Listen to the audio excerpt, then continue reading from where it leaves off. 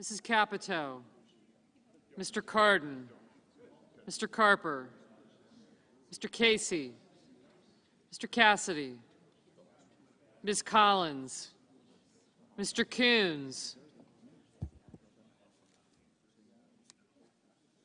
Mr. Cornyn,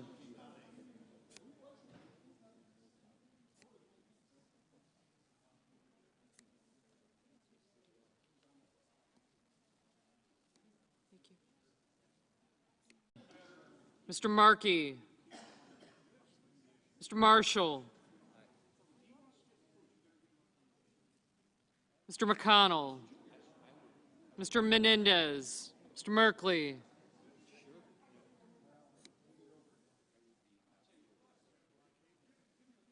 Mr. Moran, Ms. Murkowski,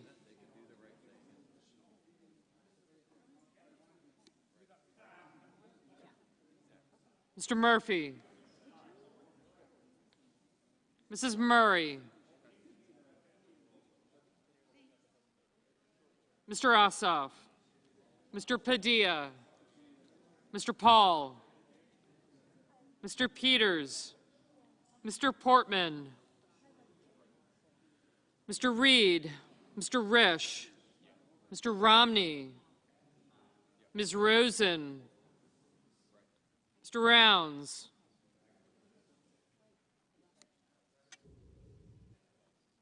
Mr. Rubio, Mr. Sanders, Mr. Sass, Mr. Schatz, Mr. Schumer, Mr. Scott of Florida, Mr. Scott of South Carolina, Mrs. Shaheen, Mr. Shelby, Ms. Sinema, Ms. Smith, Ms. Stabenow, Mr. Sullivan, Mr. Tester, Mr. Thune, Mr. Tillis, Mr. Toomey, Mr. Tuberville, Mr. Van Hollen, Mr. Warner, Mr. Warnock, Ms. Warren, Mr. Whitehouse, Mr. Wicker, Mr. Wyden, Mr. Young,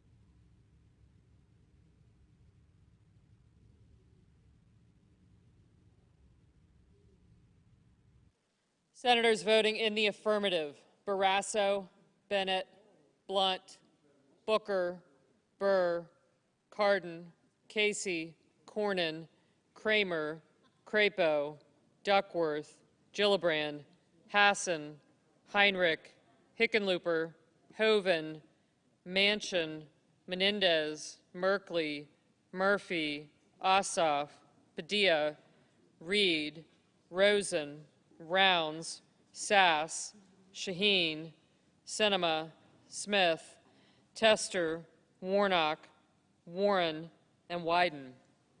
Senators voting in the negative: Cotton, Daines, Ernst, Johnson, Kennedy, Lummis, Rubio, Scott of Florida, and Tuberville.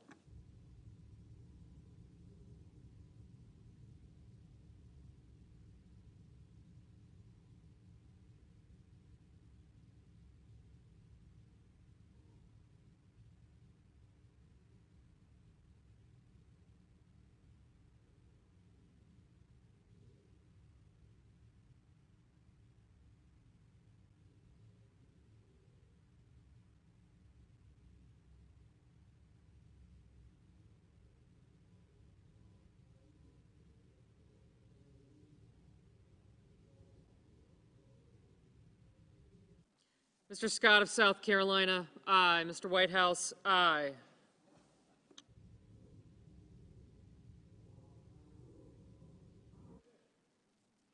Mr. Grassley, aye.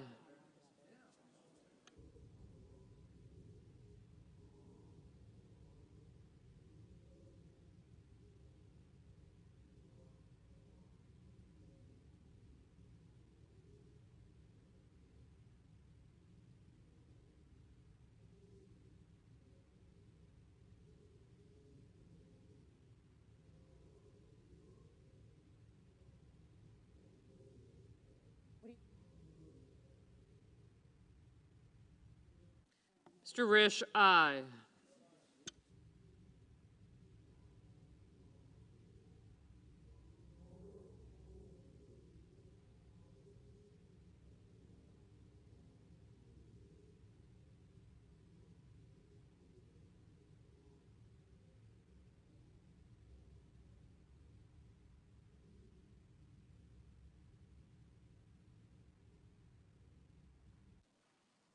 Mr. Kelly, aye. Mr. Shelby, no. Ms. Baldwin, aye. Mr. Brown, aye.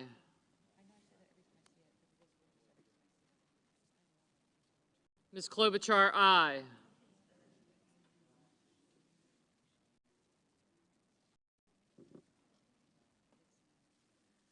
Mr. Graham, aye.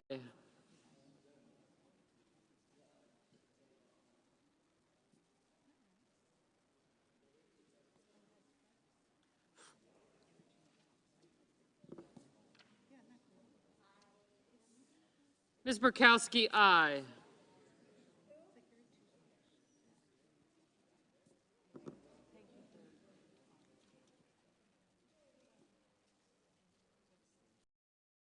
Mr. Moran, aye.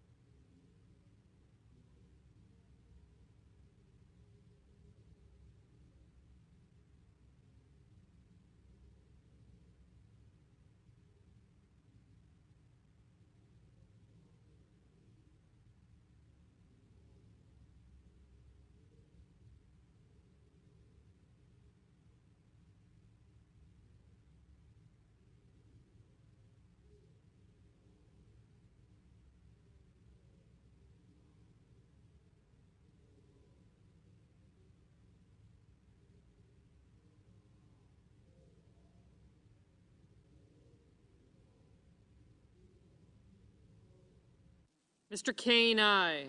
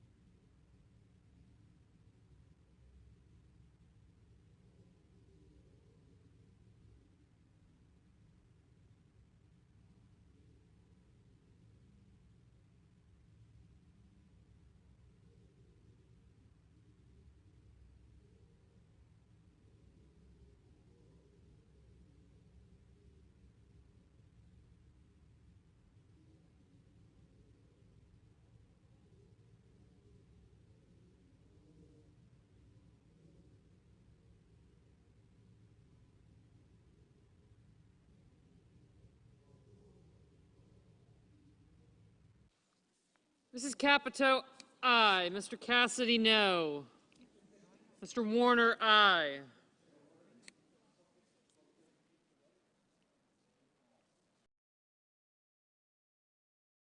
Mr. Haggerty, aye.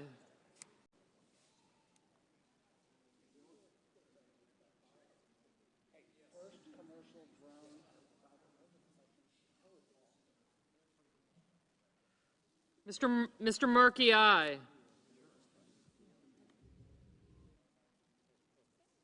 Mr. Marshall, no.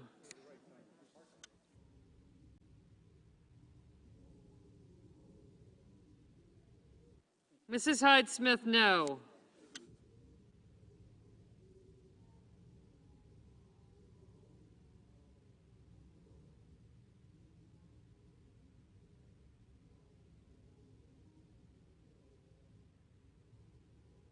Mr. McConnell, aye.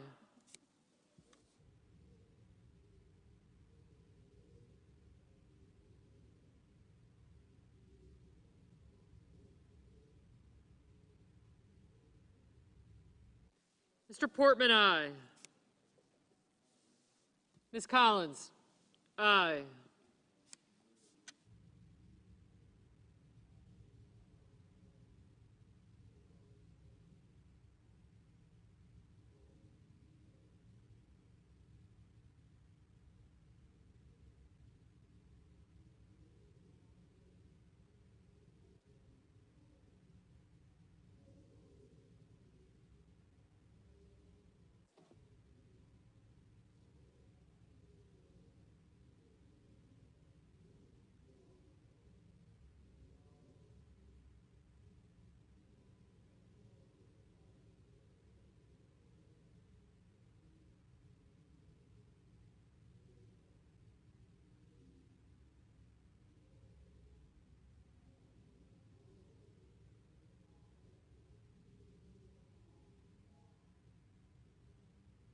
Mr. Braun, no.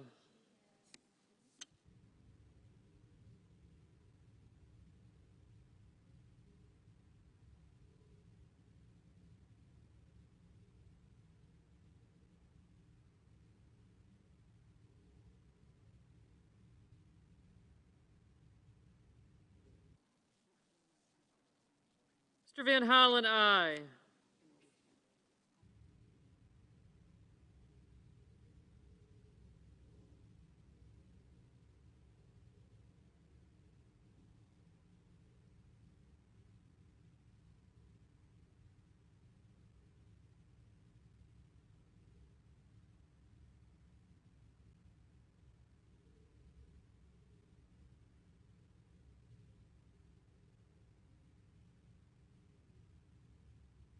Mr. Peters, aye.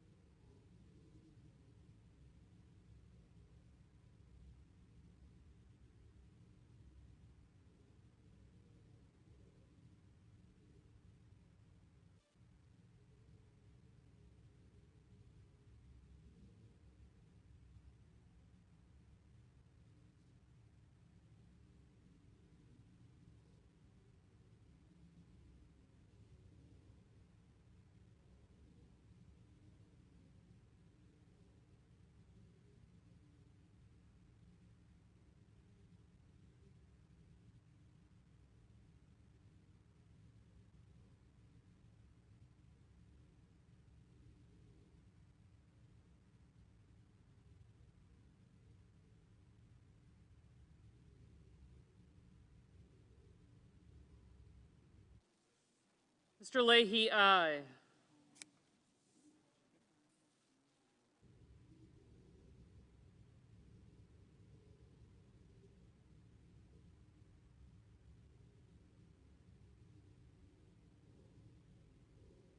Mr. Bozeman, aye. Mr. Inhofe, aye. Mr. King, aye.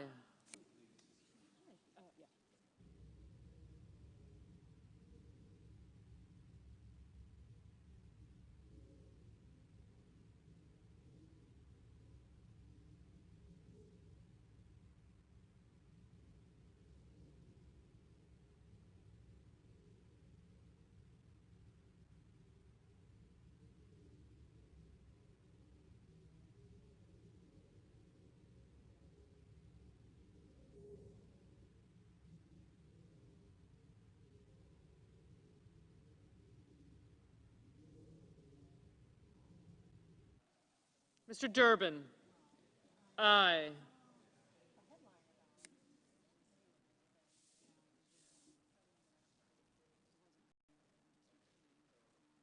Mrs. Murray, aye.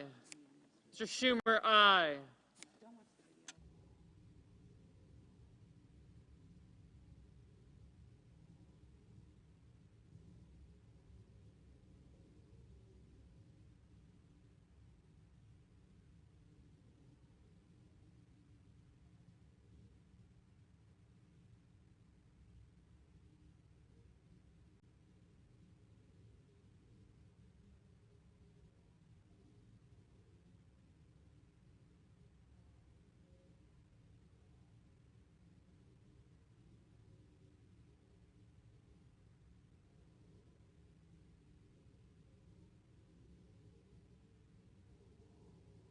Mr. Romney, aye.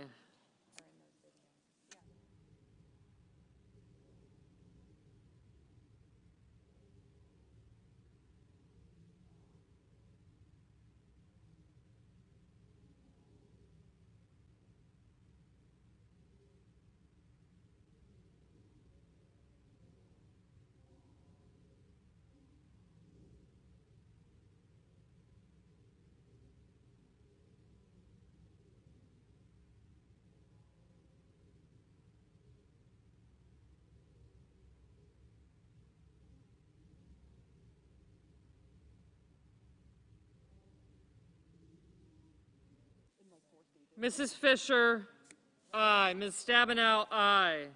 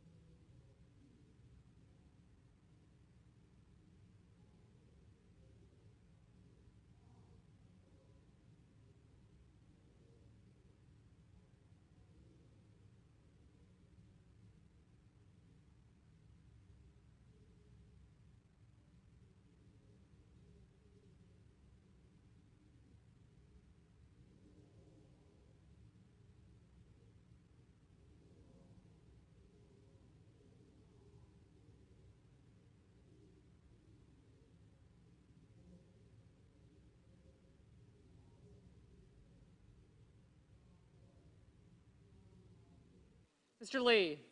No.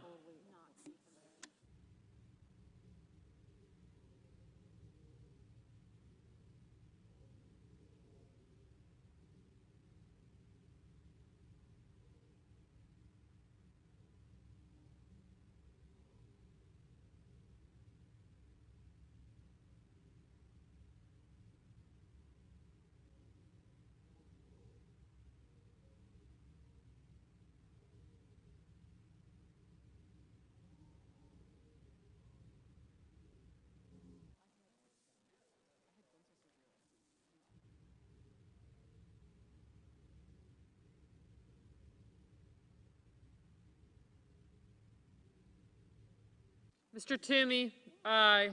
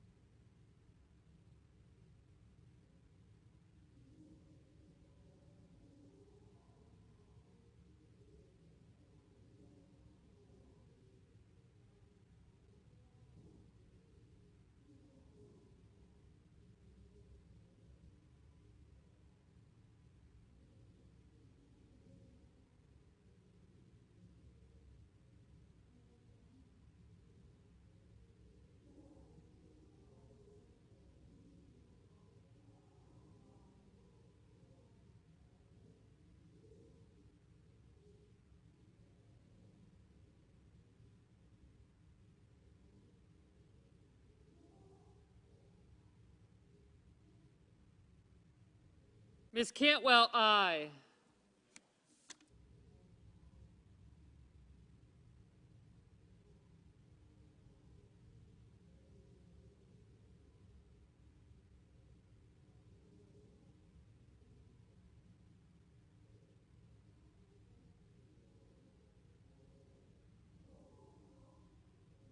Mr. Tillis, aye.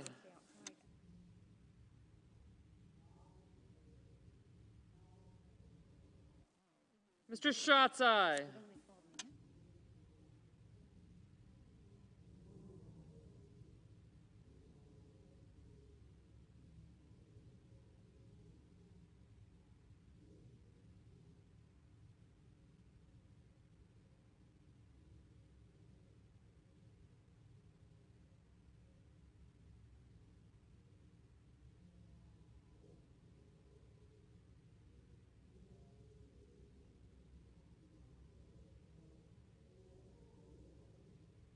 Mr. Langford, no.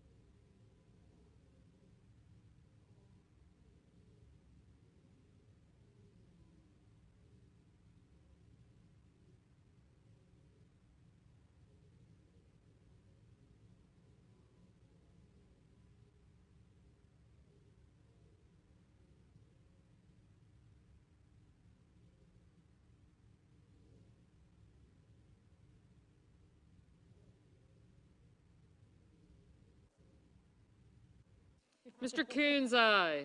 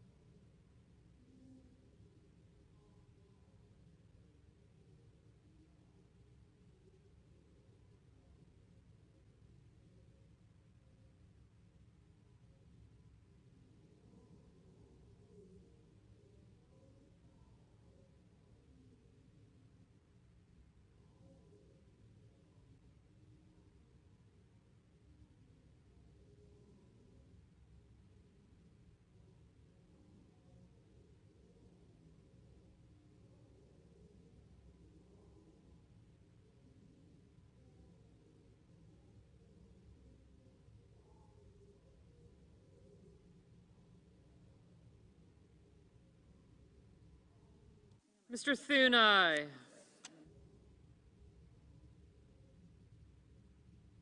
Mr. Lujan, aye.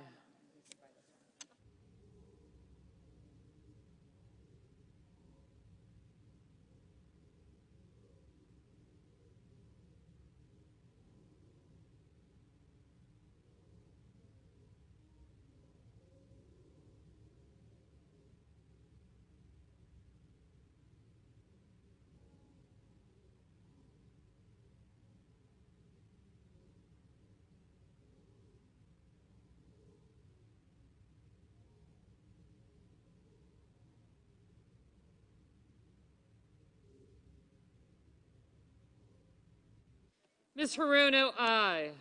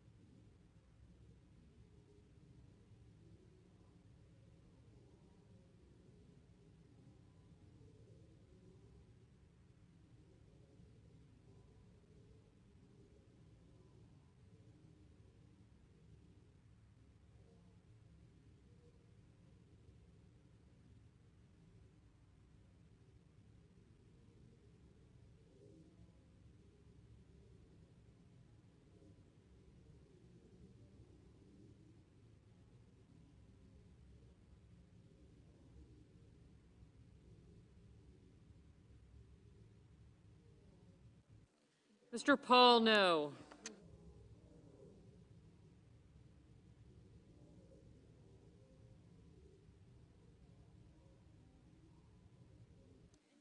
Mr. Wicker, aye.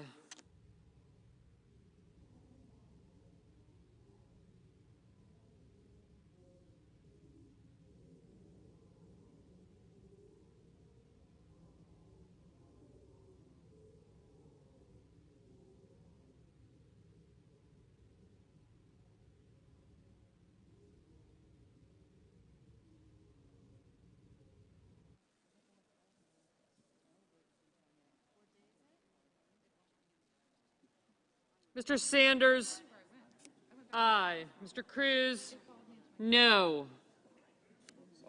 Mr. Sullivan, aye.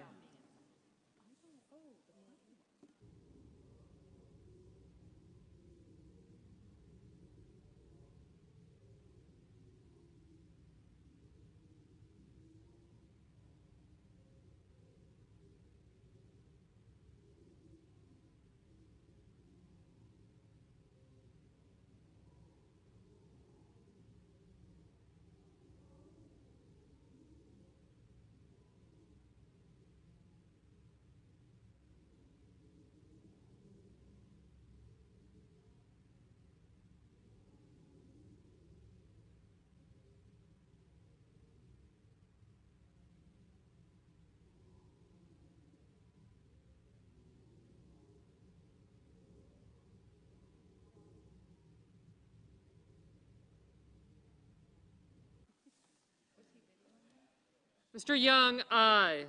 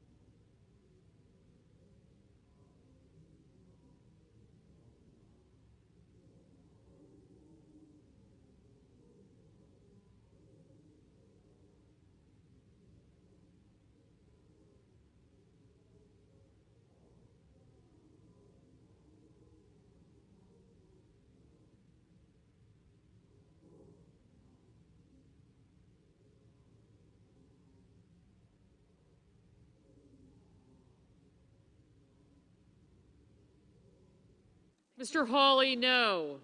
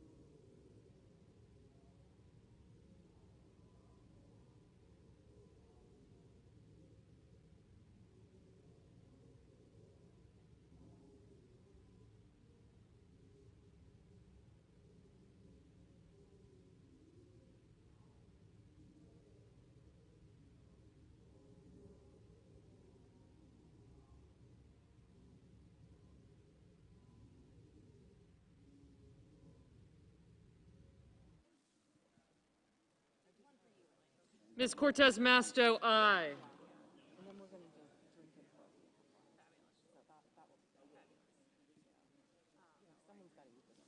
All right, hang in there.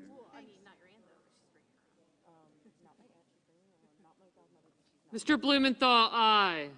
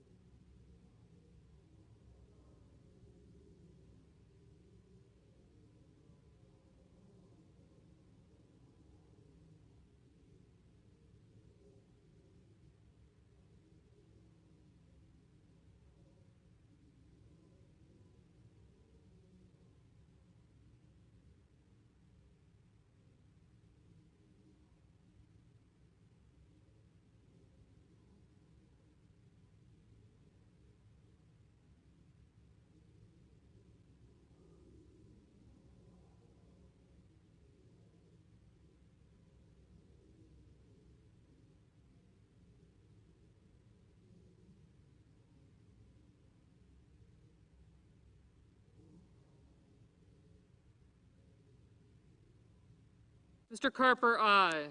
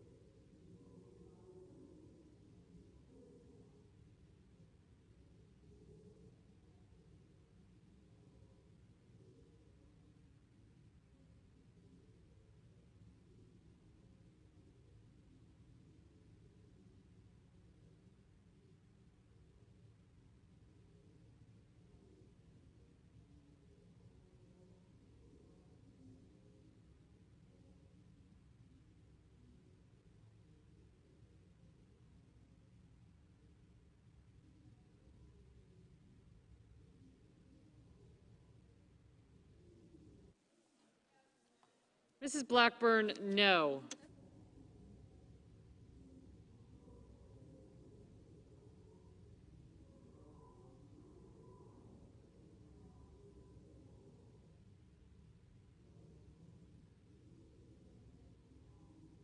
A vote? Oh, wonderful. The yeas are 79, the nays are 20. The nomination is confirmed. Under the previous order, the motion to reconsider is considered made and laid upon the table, and the President will be immediately notified of the Senate's actions. The clerk will report the motion to invoke cloture.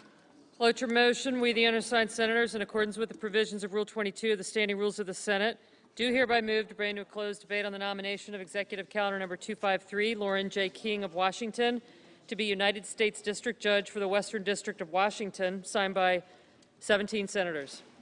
By unanimous consent, the mandatory quorum call has been waived. The question is it the sense of the Senate that debate on the motion of Lauren J. King of Washington to be United States District Judge for the Western District of Washington shall be brought to a close? The yeas and nays are mandatory under the rule. The clerk will call the roll. Ms. Baldwin, Mr. Barrasso, Mr. Bennett, Mrs. Blackburn,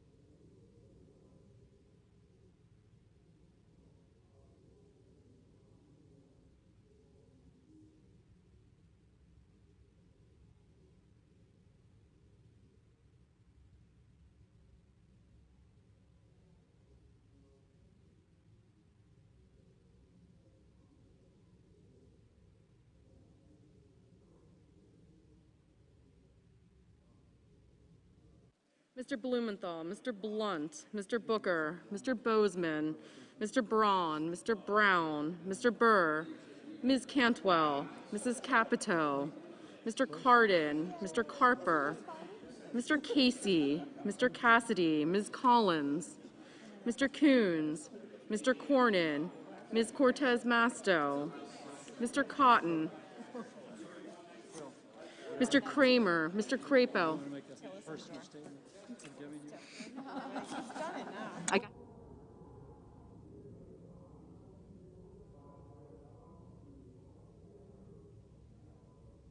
Mr. Kramer, Mr. Crapo, Mr. Cruz, Mr. Daines, Ms. Duckworth, Mr. Durbin, Ms. Ernst, Mrs. Feinstein, Mrs. Fisher, Mrs. Gillibrand, Mr. Graham,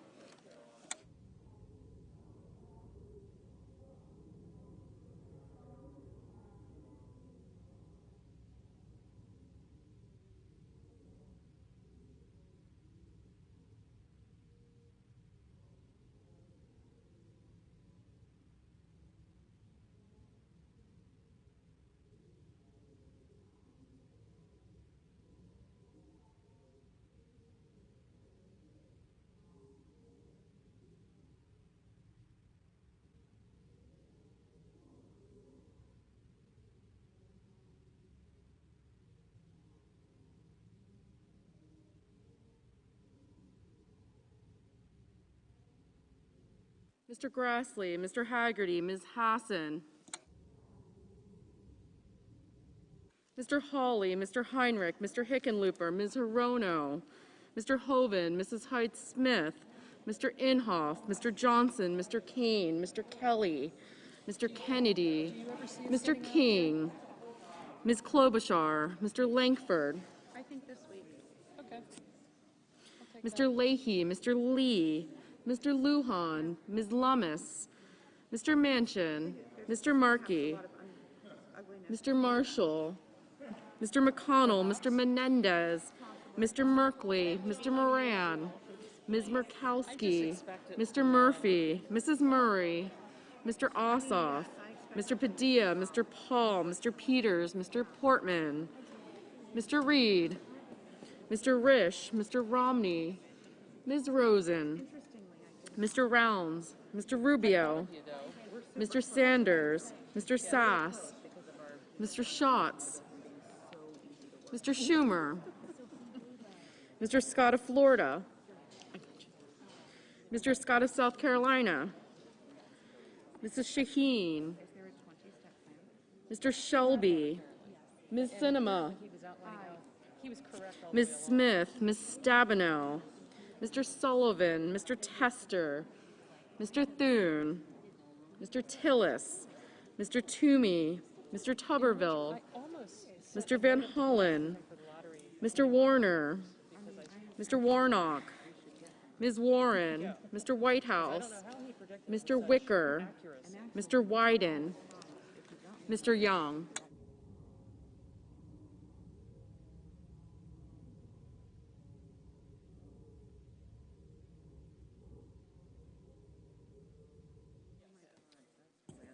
Senators voting in the affirmative: Blumenthal, Cortez Masto, Graham, Grassley, Heinrich, Hirono, Kelly, Leahy, Murray, Ossoff, Padilla, Sanders, Schatz, Schumer, Sinema, Stabenow, Tester, and Warren. Mr. Kane, aye. Senators voting in the negative: Blackburn, Bozeman, Capito, Cassidy, Cotton, Kramer, Ernst, Fisher, Hawley, Hoven, Mrs. Hyde-Smith, Inhofe, Kennedy, Lankford, Moran, Paul, Shelby, Sullivan, Thune, Tillis, Toomey, Wicker, and Young.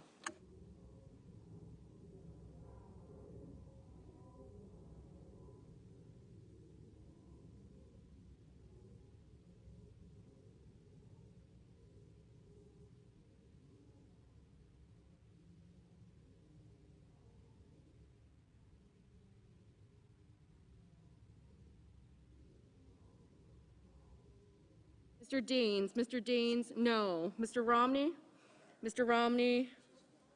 no. Mr. Wyden, aye. Mr. Coons, aye.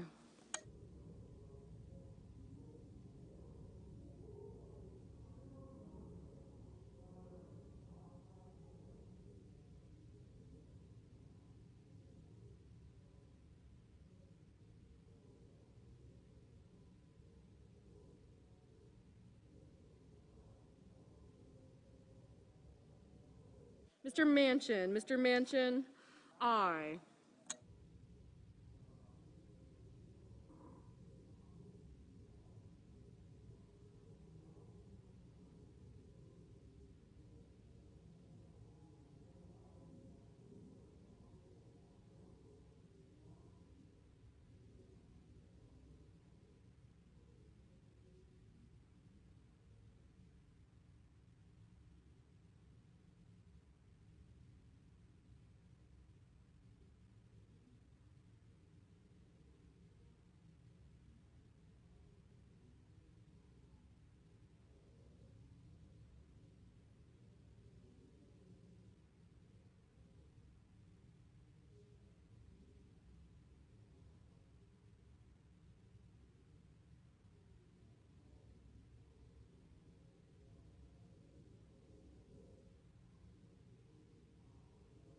Ms. Baldwin, aye.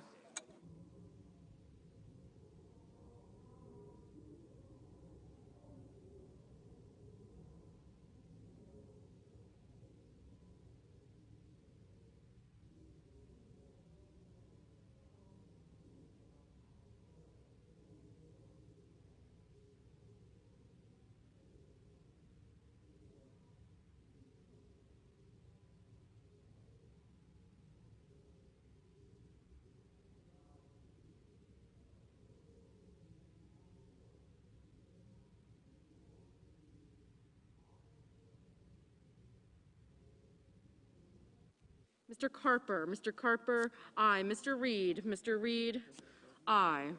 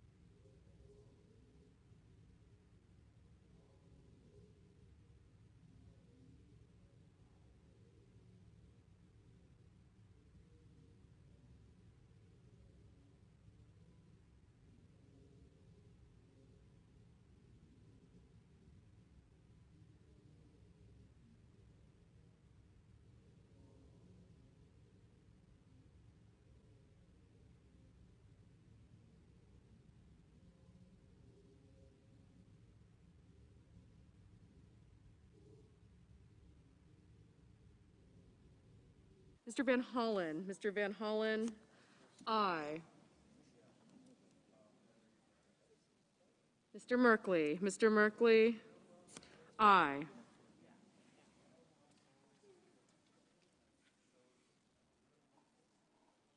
Mr. Portman. Mr. Portman, no.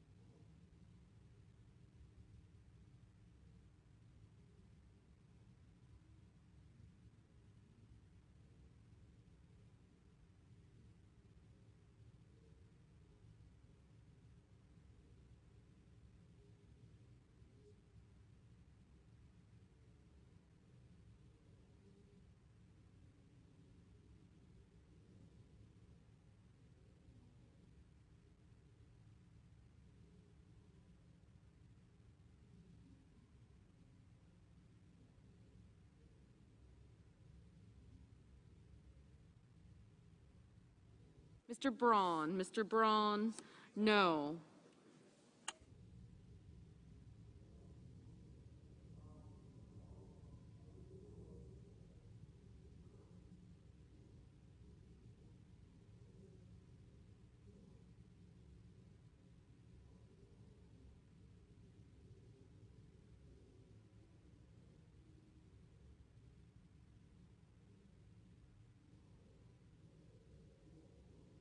Mr. Murphy. Mr. Murphy, aye.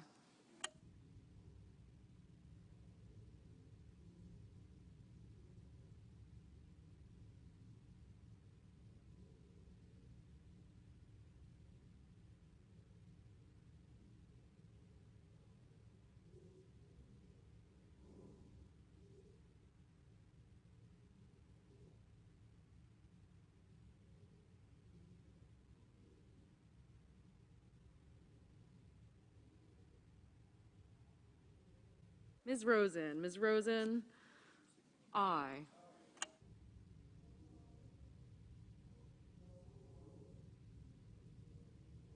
Ms. Duckworth. Ms. Duckworth, aye. Mr. Scott. Mr. Scott of South Carolina, no.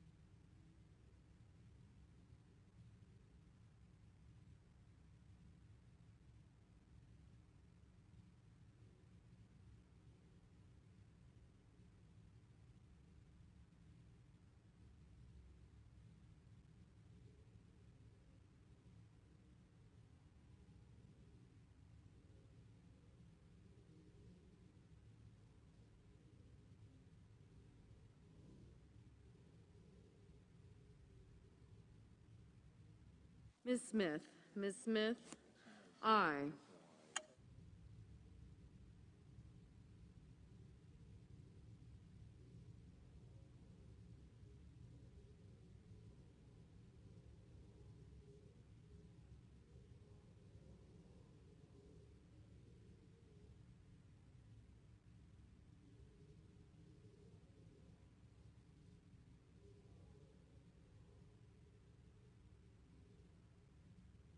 Mr. Warnock. Mr. Warnock, aye.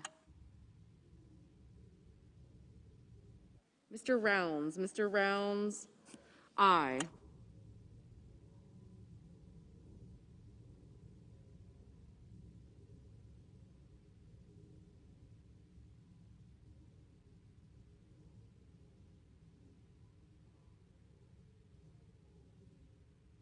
Ms. Cantwell. Ms. Cantwell, aye.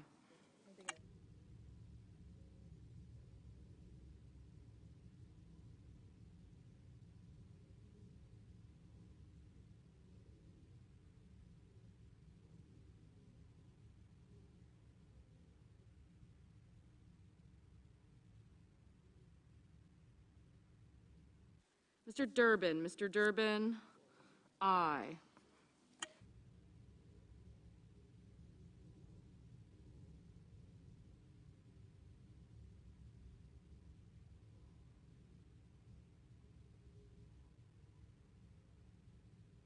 Mr.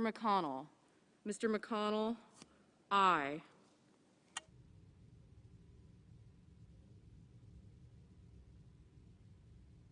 Mr. Johnson, no. Mr. Barrasso, no.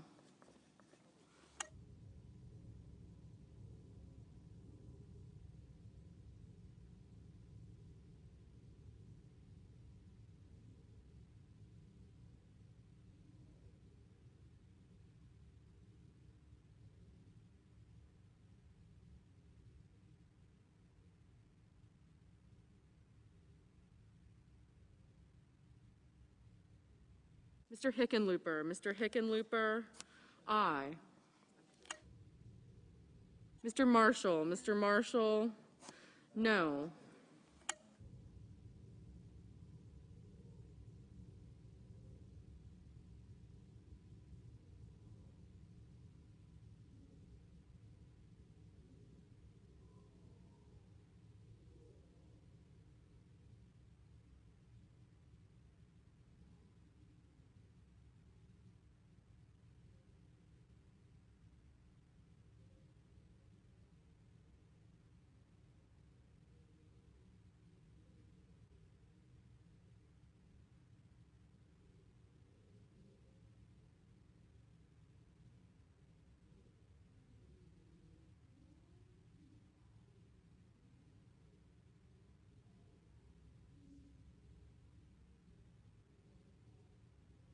Ms. Lummis, no. Mr. Brown, aye.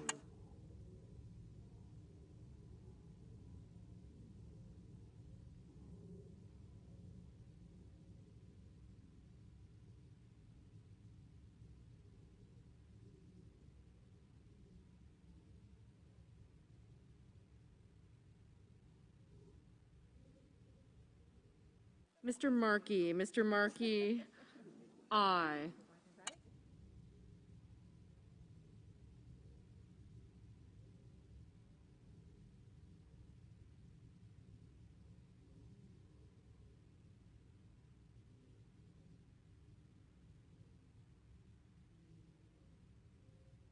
Mr. Risch, no.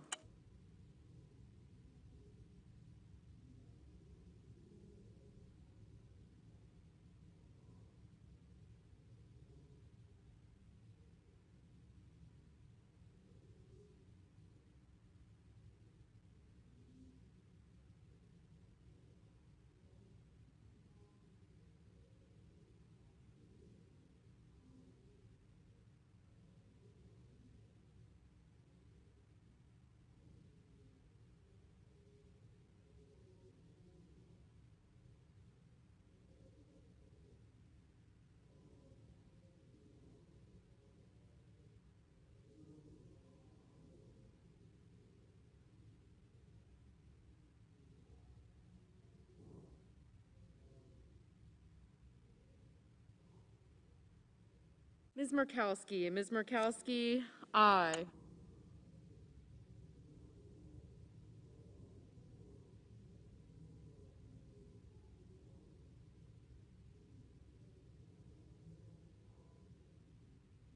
Mr. Cornyn, no. Ms. Collins, aye.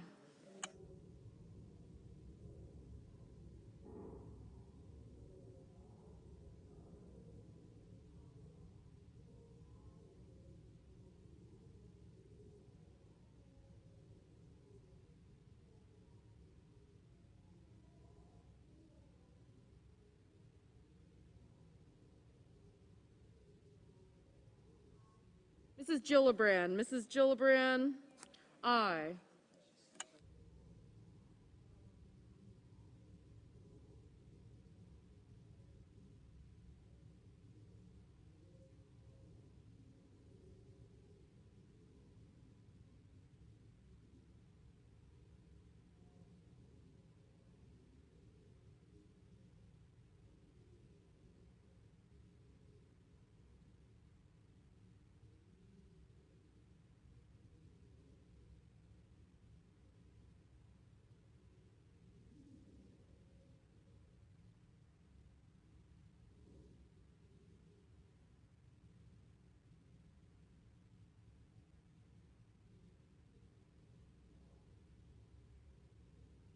Mr. Bennett. Mr. Bennett, aye.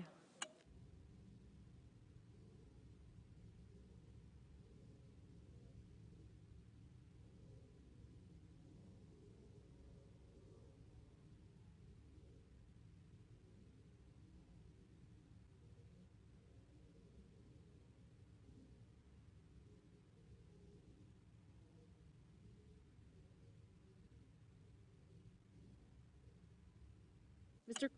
Mr. Cruz. Mr. Cruz, no.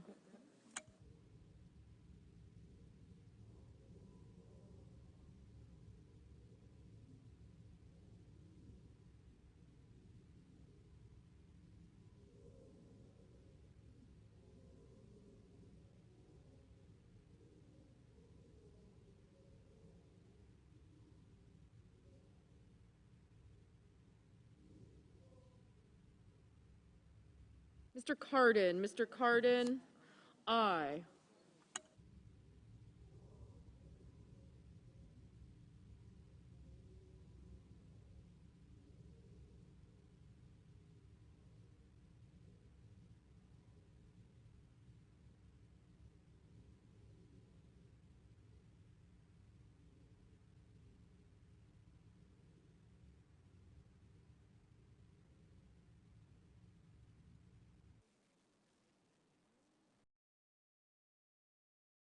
Mr. Crapo. Mr. Crapo, no.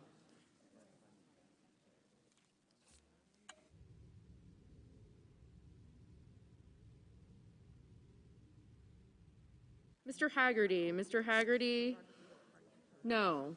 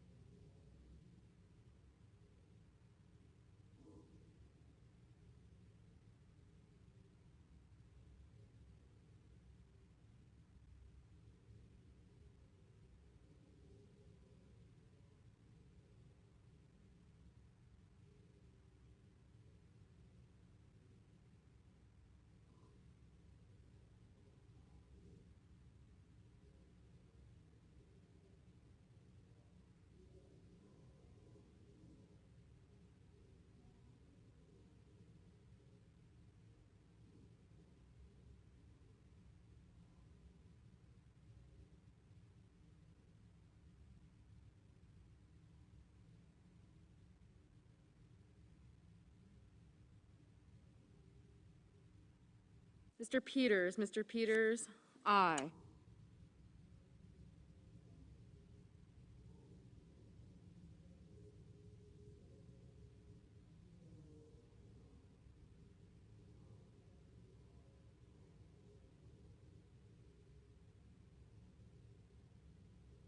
Mr. Lujan. Mr. Lujan, aye.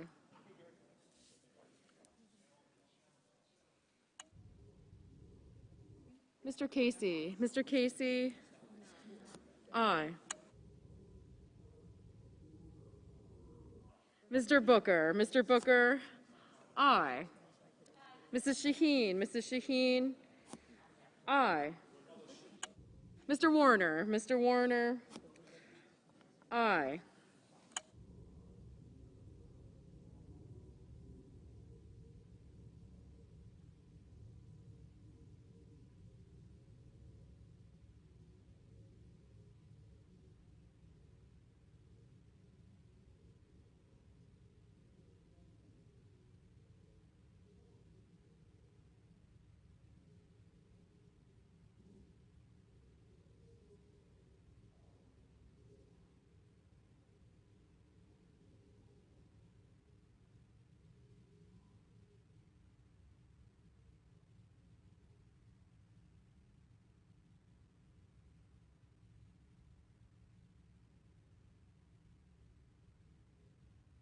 Mr. Burr. Mr. Burr, no.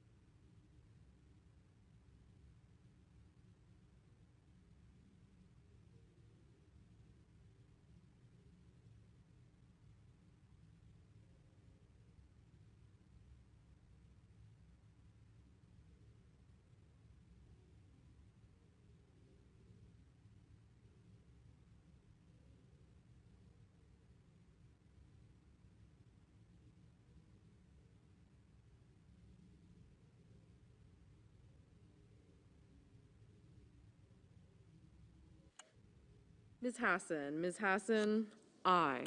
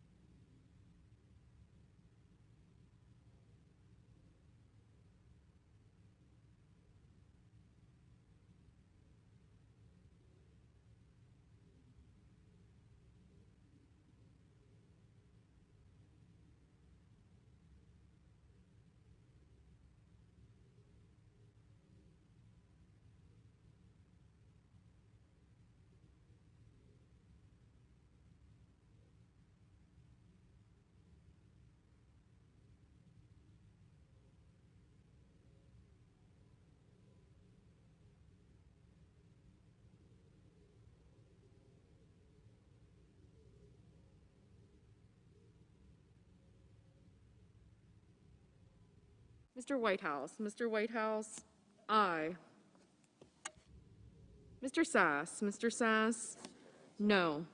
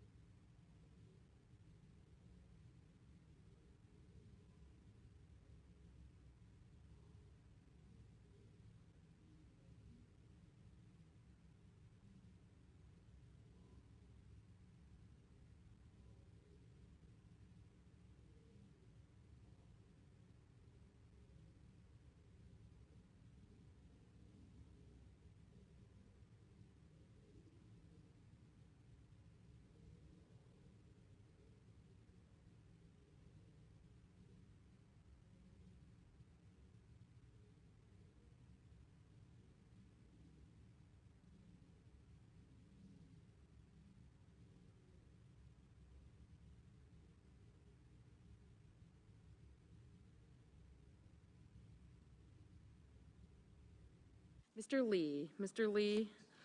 No.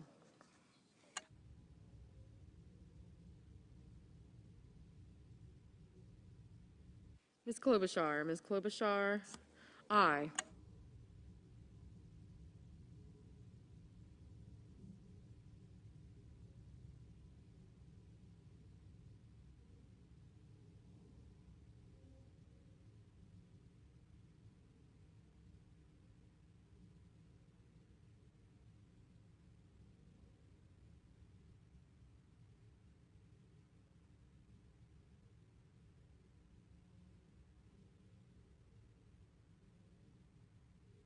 Mr. Menendez? Mr. Menendez?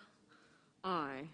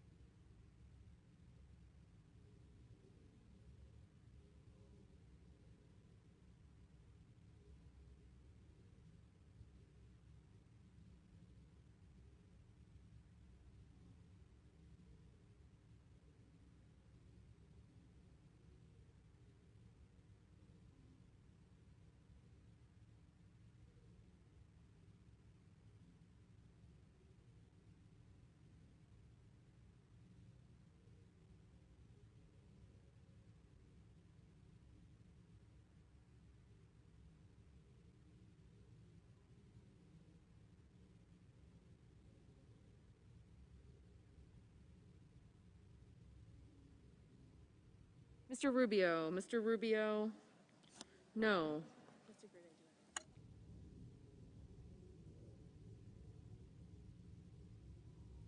Mr. Mr. King? Mr. King? Aye.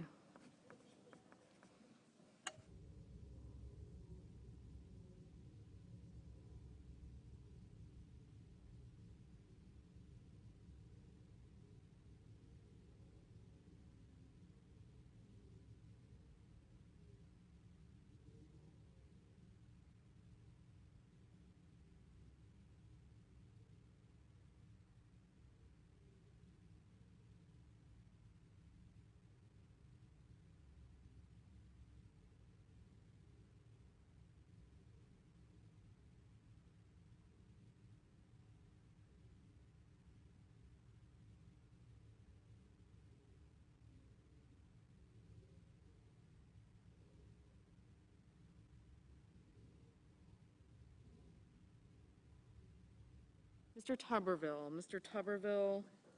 No.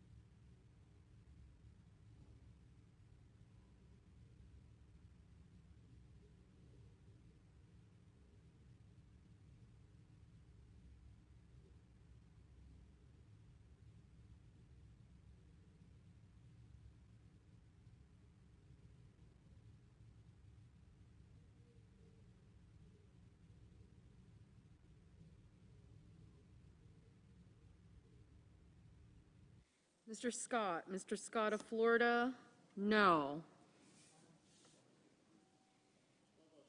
Mr. Blunt. Mr. Blunt, no.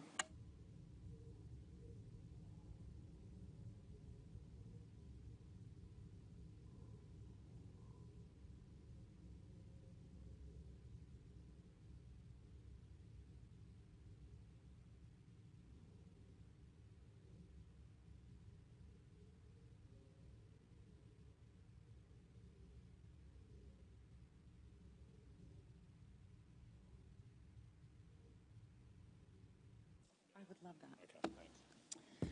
The yeas are 55, the nays are 44. The motion is agreed to.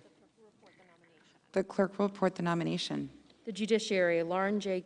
King of Washington to be United States District Judge for the Western District of Washington.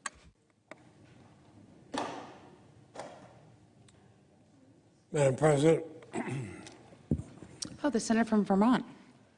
Madam President, it's really with hope and pride and optimism that I rise today to honor the legacy of an icon of the civil rights movement, a hero of democracy, and a dear personal friend of mine, John Lewis. More than anything, John Lewis was a man of action. When he saw suffering, he tried to end it. When he saw injustice, he tried to correct it. Where good trouble was needed, he showed up for it. The most fitting way to honor the legacy of John Lewis is to take action ourselves, the action that he would have. So it's with pride that today I introduce the John Lewis Voting Rights Advancement Act of 2021. It's a vital piece of legislation to restore the landmark Voting Rights Act. Now, this legislation is a culmination of many months of tireless work across the halls of Congress, back and forth between the House and the Senate. But that's exactly what Congressman Lewis would have wanted to see. That work began by building the record and telling the story of the current conditions for voters across the country. But what did that record show? A shocking picture. Empowered by the Supreme Court's damaging 2013 decision in Shelby County versus Holder, states across the country have been advancing and enacting sweeping voter suppression efforts to make it more, not less, difficult for American citizens to participate in their own democracy. Can you imagine that, making it harder for Americans to participate in their own democracy? And today, tens of thousands of Americans are being disenfranchised under the guise of state law. And it's no coincidence that certain communities consistently bear the brunt of these suppression schemes across the country. Throughout our history, we've worked to make our democracy ever more inclusive, not exclusive. With each generation, we sought to empower millions more to be equal participants in America's system of self-government. So make no mistake, this tidal wave of voter suppression efforts seeks to bend the arc of equal justice and equal rights backward. We should not allow that to stand. Action in Congress is desperately needed. The House answered the call from Congressman Lewis and others to protect our precious, almost sacred right to vote, and they passed a bold version of the John Lewis Voting Rights Advancement Act earlier this year. Today in the Senate, we'll be introducing a version of that bill that should get the votes needed to restore the Voting Rights Act.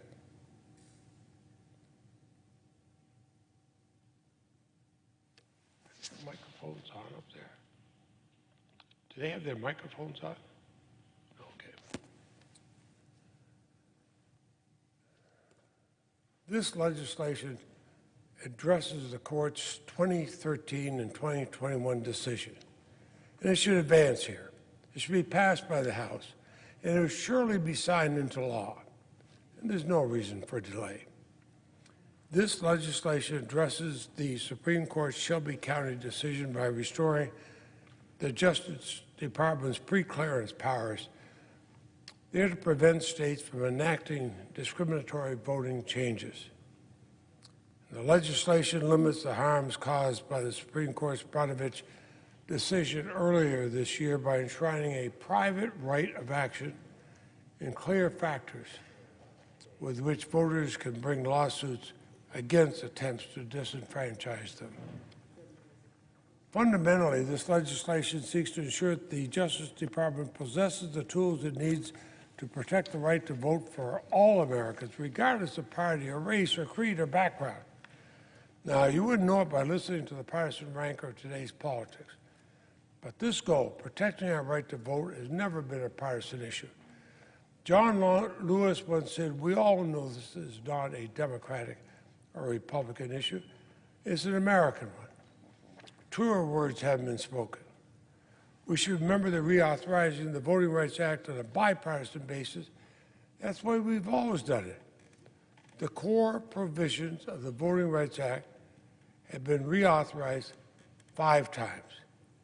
Every time, remember that, 5 times. Every time this has been done with overwhelming bipartisan support in Congress. It was signed by President Nixon. It was signed by President Reagan. It was signed by President George W. Bush. They all signed the Voting Rights Act reauthorization into law. They knew the profound importance of the landmark law for our democracy. In fact, the most recent Voting Rights Act reauthorization was in 2006. And you know what the vote was in the United States Senate? 98-0. And many senators still serving today, both Republican and Democratic, voted to support that legislation. The toxic partisanship of American politics today has obscured what has for decades united us across party lines. This is the belief that protecting our right to vote, the very right that gives democracy its name, is bigger than party or politics. It's the belief that a system of self-government, a government of, by, and for the people, is one that's worth preserving for generations to come. It is the belief that government exists to serve the will of the people, not the other way around. And that, Madam President, is what I believe. And so today I hold the memory of John Lewis, of his advocacy, of his passion, of his zealous belief that we can appeal to our better angels to urge all senators, regardless of party, to join me in restoring and reauthorizing the Voting Rights Act.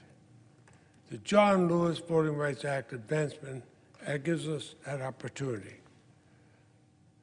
Congressman Lewis, I know, would have wanted us to come together and find a path forward to addressing the many threats facing Americans' foundational right to vote. But I'll tell you what he would not have accepted. He would not have accepted inaction. So let's try to live up to the memory and the example of John Lewis, a heroic man of action, one of my dearest friends in my years in the Congress. And I know he's watching over us. Let's make him proud. And Madam President, I yield the floor.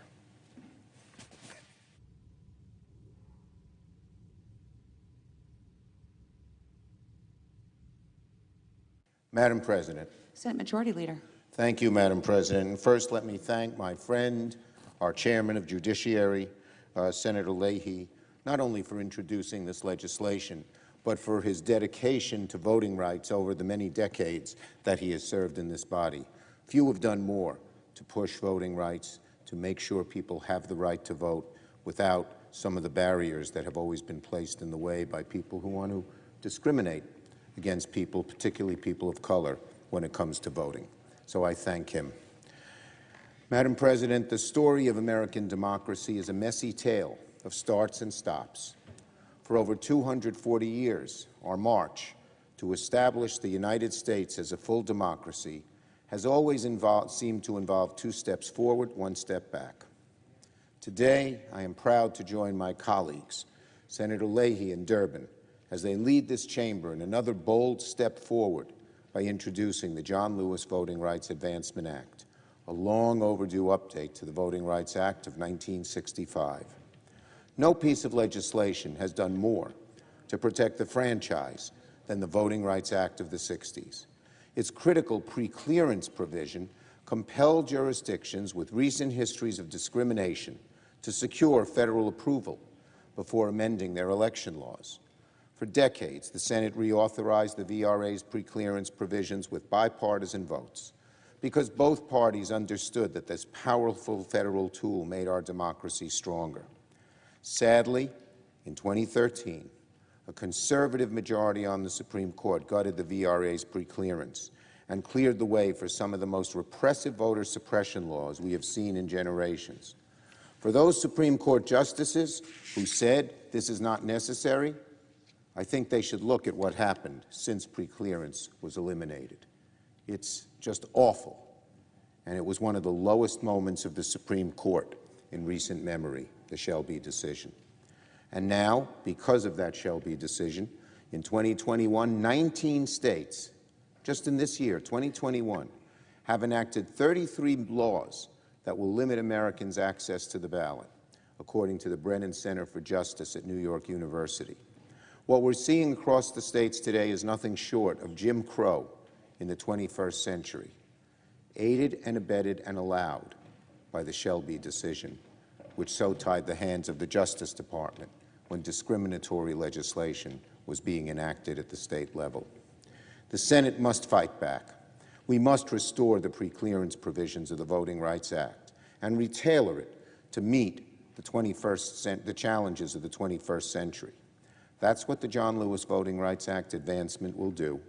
As an important complement to the Freedom to Vote Act, it will reestablish the VRA's preclearance coverage formula based on an updated and robust catalog of modern-day voter suppression laws, while adopting new provisions to address the next generation of suppressive voting. This new bill also responds to the Court's troubling ruling in the Brnovich from earlier this year, which even further weakened the VRA's protections against state practices that hinder minorities seeking to vote. We have to be brutally honest. This country has to look itself in the mirror. Racial barriers to the ballot are regrettably part of our past, our present, and now with some of these decisions, part of our future. When the nation was founded, you had to be a white male Protestant property owner in many of the states to vote. Today, we have come a long way in our struggle to live up to our country's founding promise, and this bill takes the next step by restoring the proper role of the federal government to protect Americans' constitutional right to participate in our democracy. As Senator Warnock has so eloquently stated, we must put out the fires that's presently engulfing our democracy, and that is what the Freedom to Vote Act will do. We must build a state-of-the-art fire department to prevent future fires. That is what the reforms of the John Lewis Voting Rights Advancement Act will do. This is a good bill. This is an urgent bill. And as Majority Leader, it's my intention to hold a vote on this legislation in the near future. I am proud to designate this S4 to mark its critical restoration of the Section 4 preclearance formula. We hope that all of our colleagues will join us in good faith in advancing solutions to ensure all Americans have their voice heard in their democracy. If some of our colleagues on the other side have different ideas of how to protect free and fair elections, we urge them to put it forward. But we will not be deterred just because some of our colleagues choose to stand silent with their arms crossed, content to play politics with the health of our republic. On this issue, the Senate must act, and we will act. I want to thank again my colleagues, Senator Leahy and Durbin, for their diligence and leadership on this important piece of legislation and for all they do to make sure this chamber always works to strengthen our precious democracy. I yield the floor. Madam President. Senator from Illinois. Madam President, I want to thank the Majority Leader for his encouraging, kind words, and especially thank my friend and former chair of the Judiciary Committee, Senator Pat Leahy of Vermont, for inviting other colleagues to come to the floor to speak in support of the right to vote. Time and again in history, we have asked men and women to stand and risk their lives, in fact, give their lives, for the most fundamental premise of our democracy, the right to vote. They have fought, they have bled, they have died for that right. And now it is under attack again, not from any foreign source. Over the past few years, our nation has witnessed the most heavily coordinated assault on the right to vote in modern memory. Since the start of 2021, Republican legislators throughout the country have introduced over 425 pieces of legislation with provisions to make it more difficult for Americans to vote. 33 of these laws were actually enacted in 19 states. Some of these laws have set new limits on voting by mail. Others cut hours for polling locations. Each of these proposals is designed to achieve the same outcome, create barriers for Americans when it came to the ballot box. One of the strongest champions of democracy in American history was my old friend and colleague John Lewis of Georgia. Days before his passing, John wrote, quote, "Democracy is not a state, it is an act, and each generation must do its part to help build what we call the beloved community, a nation and world society at peace with itself." It is now this generation's turn to act, John, because nothing less than the survival of America's democracy is at stake. At a moment when lawmakers across the country are rallying around the big lie to strip away our constitutional rights, we in the Senate must have the courage to step up and protect those rights. If the former President of the United States supporters are going to define our democracy, we have to fight to defend it. We can begin by reinvigorating one of the most important pieces of legislation in modern American history, the Voting Rights Act of 1965. Now, I'm sure there are folks who are watching this at home saying, wait a minute, how can a piece of legislation signed into law more than 50 years ago be the solution to today's challenge to democracy? That's because over the past several years, there's been a sustained effort to chip away the protections guaranteed to every American under that Voting Rights Act. For instance, in 2013, the Supreme Court issued the decision in Shelby County versus Holder, essentially nullifying a key provision of the Voting Rights Act, Section 5. Prior to the court's ruling in Shelby, Section 5 required that localities with a track record of disenfranchising voters of color through tactics as brutal as poll taxes and literacy tests would have to seek federal approval for changes they make in their voting rules. This requirement is known as pre-clearance, and it could have prevented many of the restrictive voting provisions being enacted in states like Georgia and Texas today. Just this past summer, the Supreme Court weakened another section of the Voting Rights Act with its decision in Brnovich versus the Democratic National Committee. With these wrongful rulings, the Supreme Court has fueled state-led efforts to suppress voters, particularly voters of color.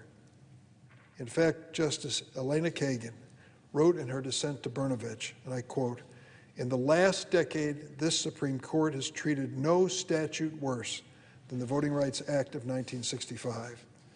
It's time for Congress to uphold our constitutional obligation and restore the Voting Rights Act to its full potential. That's why we've joined together today to introduce a bill that would not only restore the protections of the Voting Rights Act, but strengthen it. Tomorrow we'll hold a hearing on this critical legislation in the Senate Judiciary Committee. It's called the John R. Lewis Voting Rights Advancement Act, and by all means, passing this law should be a bipartisan endeavor. Historically, it always was. It wasn't until very recently that the Republicans, the party of Abraham Lincoln, decided that they would no longer join in our effort to reauthorize the Voting Rights Act. It wasn't that long ago that it was bipartisan and passed easily. The last time Congress voted to do so, in fact, the Republican minority leader, Senator McConnell, came to the floor and said, quote, "This is a piece of legislation which has worked." Well, let's make sure we keep it working for America. In our nation, there's no freedom more fundamental than the right to vote. And the John Lewis Voting Rights Advancement Advancement Act will help ensure every American can exercise that right, famously called the precious and almost sacred right. I want to thank Senator Leahy, Senator Blumenthal, and I want to thank my colleague, Senator Warnock, for joining us on the floor, and a number of other our colleagues for their collaboration and hard work on preparing this legislation for introduction, and our House colleagues who passed their version of the bill earlier this summer. And I particularly want to thank the man for whom this bill is named. I was honored to count him as a friend, honored even more when he came in on more than one occasion at my invitation to campaign in the state of Illinois. Honored to join him on a Sunday morning walk, which I'll never forget, over the Edmund Pettus Bridge. John and I talking about that moment in history. It's something I'll treasure for a lifetime. We, in his name, need to honor him and to honor the principles that he gave his life for, making certain that everyone has an opportunity to help us build the beloved community. Madam President, I yield the floor.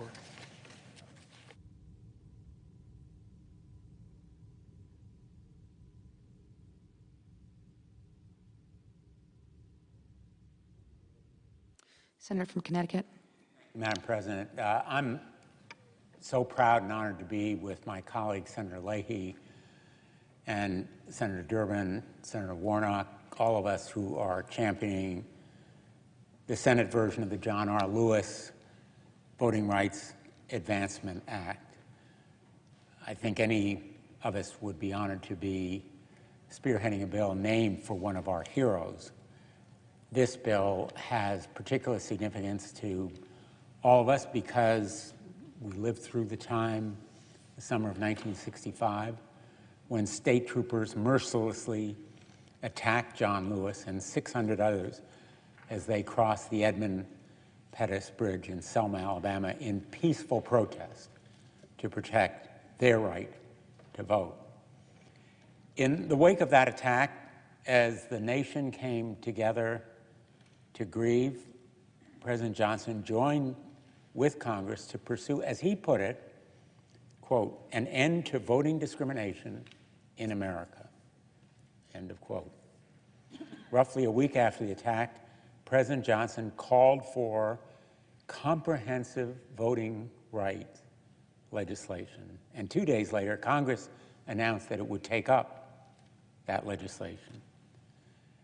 And so by early August, just 5 months after Bloody Sunday in Selma, the Voting Rights Act was passed by Congress with broad bipartisan support and became, again, in the words of President Johnson, quote, one of the most monumental laws in the entire history of American freedom.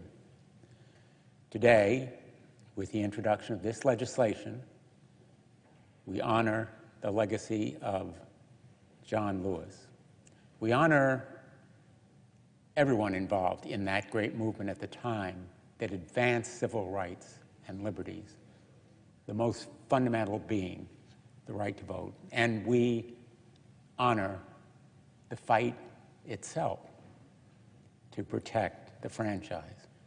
A century after the Civil War ended, our nation had failed to eradicate the blight of racial discrimination in voting, and the promise of equality, political equality, as well as economic equality, remained unfulfilled for Black citizens. The Voting Rights Act did what even the 14th and 15th Amendment failed to do, proving to be a uniquely powerful tool with the capacity to meet ever new forms of discrimination through its pre-clearance regime. Then, in 2013, the United States Supreme Court in Shelby County, well known to all of us, gutted, absolutely eviscerated the highly effective pre-clearance regime, jeopardizing the progress that the Voting Rights Act made over the course of half a century. As Justice Ginsburg said in her moving and powerful dissent in Shelby, until Congress enacted the voting rights preclearance requirement, early attempts to cope with the vile infection of racial discrimination in voting, quote, resembled battling the Hydra whenever one form of voting discrimination was identified and prohibited, others sprang up in their place. Today's reinvigorated efforts to deprive members of minority groups from equal access to the ballot box through more subtle second-generation barriers proves that a new pre-clearance regime is needed now more than ever. This year alone, we have experienced the most destructive legislative session for voting rights in generations, with states and localities enacting a torrent of new voting restrictions, all of it designed to suppress the vote, to curtail the franchise, to move back the clock on voting rights. Between January 1 and July 14th of this year, more than 400 voting restriction bills have been introduced in 49 states, and 18 states successfully enacted 30 laws that make it harder for people to vote. These laws make mail voting and early voting more difficult. They manipulate the boundaries of districts to reduce minority representation, and they've led to a purge of up to 3.1 million voters from the rolls in areas that were once covered by the Voting Rights Act pre-clearance requirement. In short, this threat is more than just speculative, far from imaginatory or suggestive. The threat is real and urgent. In fact, it's more than a threat. It's action now moving forward in states. Today's legislation would confront this resurgence of voting restrictions very directly. The new John Lewis Voting Rights Advancement Act includes new formulas to revive pre-clearance by focusing specifically on jurisdictions with a proven history of discrimination and on preventing specific known discriminatory practices from taking effect in areas of increasing diversity before they can do damage. This new pre-clearance coverage formula responds to the Supreme Court's concerns and will allow the Voting Rights Act to keep pace with present conditions and America's rapidly changing demographics.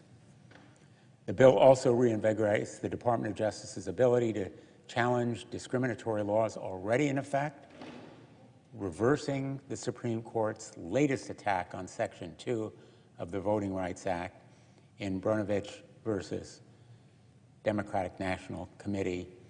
That 6-3 partisan decision was a stunning display of judicial overreach, a highly political, highly partisan decision that gives new meaning to the phrase judicial activism, a case of judicial overreach. Protecting the right to vote, very simply, should not be a partisan issue. In fact, voting rights are widely supported throughout American society on the left, right, center, private, and public sectors. Since the original inception of the Voting Rights Act in 1965, overwhelming bipartisan majorities of both houses of Congress reauthorized the Voting Rights Act 5 times. Let me repeat. Both houses of Congress, bipartisan majority, overwhelming votes 5 times since the original passage of the Voting Rights Act in 1965. And for nearly a century after the Civil War and before the Voting Rights Act, the scourge of racial discrimination in voting challenged our nation's core commitment to these ideals of democracy. From that century of sacrifice and suffering came the Voting Rights Act and its extraordinary commitment to realizing our nation's highest ideals. And for decades, it worked with bipartisan support overwhelmingly. The Judiciary Committee, under the leadership of Senator Durbin and Senator Leahy, has documented powerfully the need for this act. And my subcommittee on the Constitution has held one hearing already. We will have another shortly that will set the record, in fact, provide the evidentiary support that the Supreme Court erroneously found lacking in its Shelby decision. As a tsunami of voter suppression bills crashes against the shores of our democracy, my hope is that today we can renew a bipartisan commitment to protecting voting rights in this country. I am proud to help lead this effort in the Senate, and I want to thank my colleagues again for being on the floor today. I yield the floor.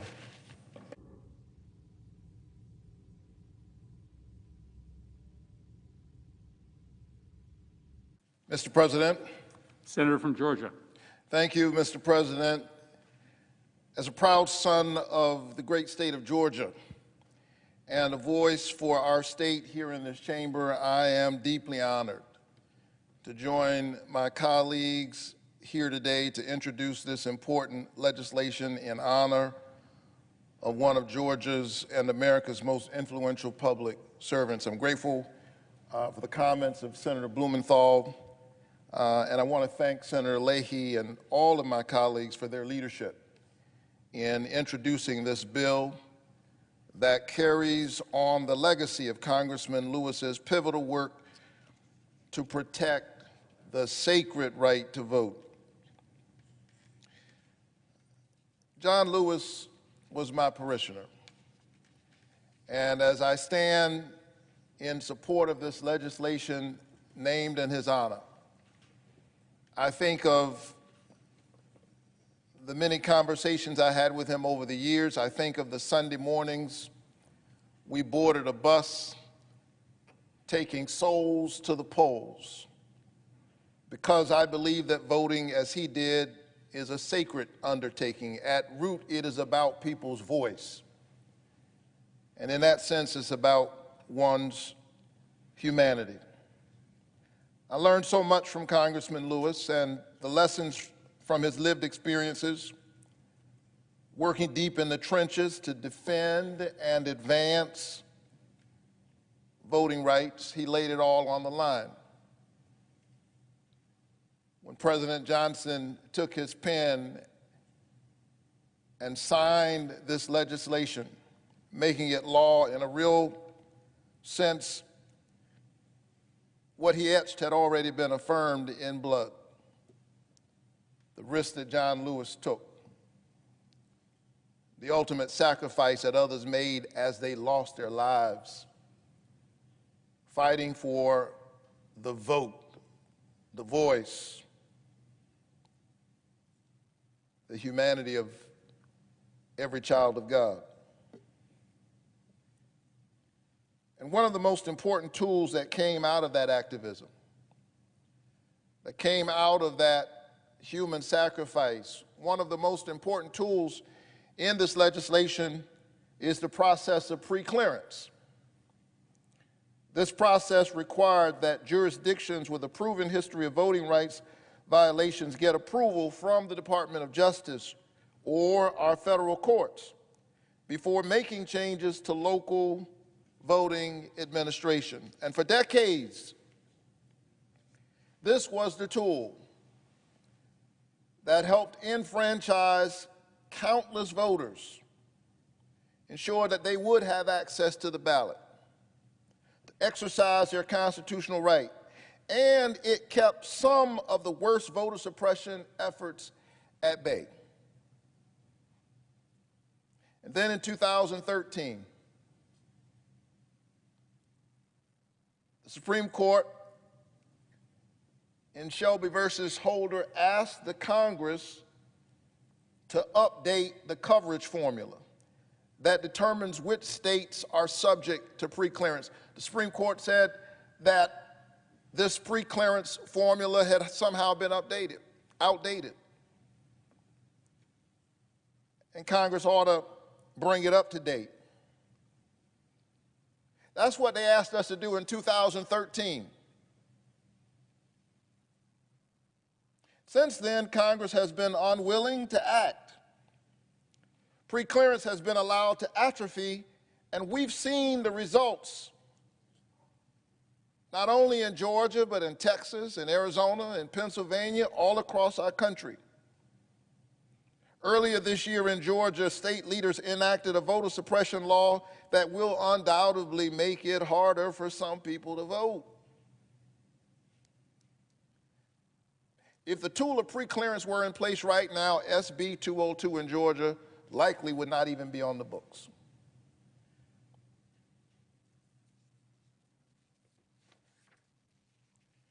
I think of Justice Ruth Bader Ginsburg in her dissenting opinion. When that decision came down, she said throwing out pre-clearance when it has worked and is continuing to work to stop discriminatory changes is like throwing away your umbrella in a rainstorm because you're not getting wet. We threw away our umbrella, and we have found ourselves in the midst of a torrential rainstorm.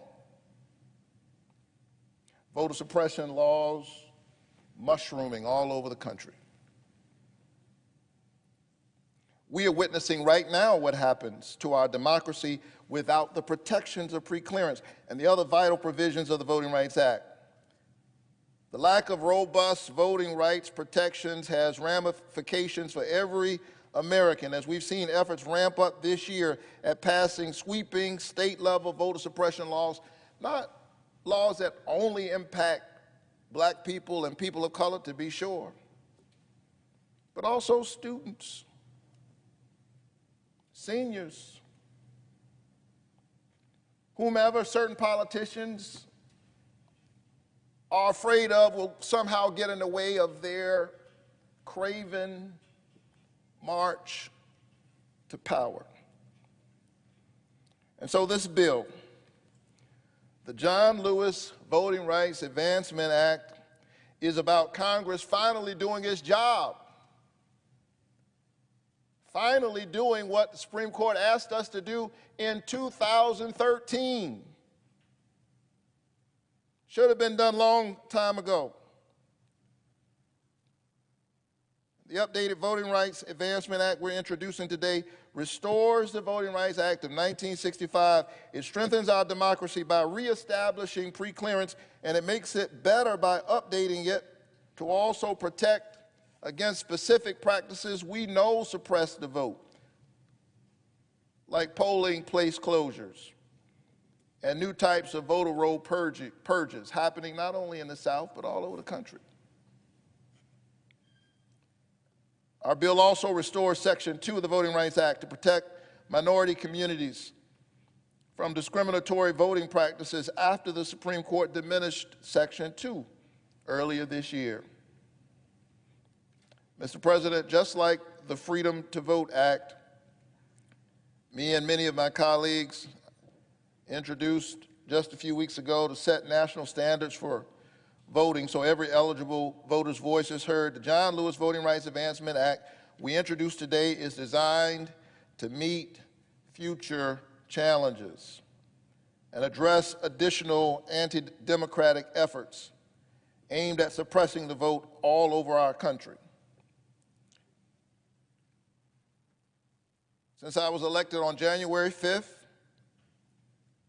since that terrible day on January 6th when this very Capitol was assaulted, we've seen more than 400 proposals in 49 states. So the John Lewis Voting Rights Advancement Act builds for us a fire station to protect against future fires. But the House of Democracy is already on fire, and so we need the John Lewis Voting Rights Advancement Act, but we also need the Freedom to Vote Act. We've got to put out the fire. We've got to build a fire station for future fires. Mr. President, I know there's a lot on our plate, but we can't waste any time getting these bills passed. We can walk and chew gum at the same time. John Lewis walked across a bridge in order to build a bridge to a new American future. We already had infrastructure. He understood that the infrastructure of our democracy was in trouble, and so he walked across a bridge in order to build a bridge. And so the House has already passed a version of this act, and I know my friend Senator Joe Manchin has been having conversations about the Freedom to Vote Act with our friends across the aisle. We're happy to talk to anybody on both sides of the aisle. A similar version of this legislation has been voted up by this chamber repeatedly in the past with strong bipartisan support. Some 16 Republican senators who were either here or in the House when it passed in 2006, 98-0, are here today. And I asked them, what's the difference? Voting rights are not just another issue.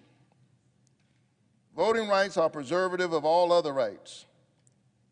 Voting rights are about the foundation of our democracy. And I believe that if the world's greatest deliberative body can't find a way forward to get this done, history will judge us harshly, and rightly so. Reinhold Niebuhr said that humankind's capacity for justice makes democracy possible, but our inclination to injustice makes democracy necessary. This work, this assignment, which we have right now, is both possible and necessary. We can do it, and we must do it. It's the most important thing we can do this Congress, and I hope we'll do it now. Mr. President, I yield the floor.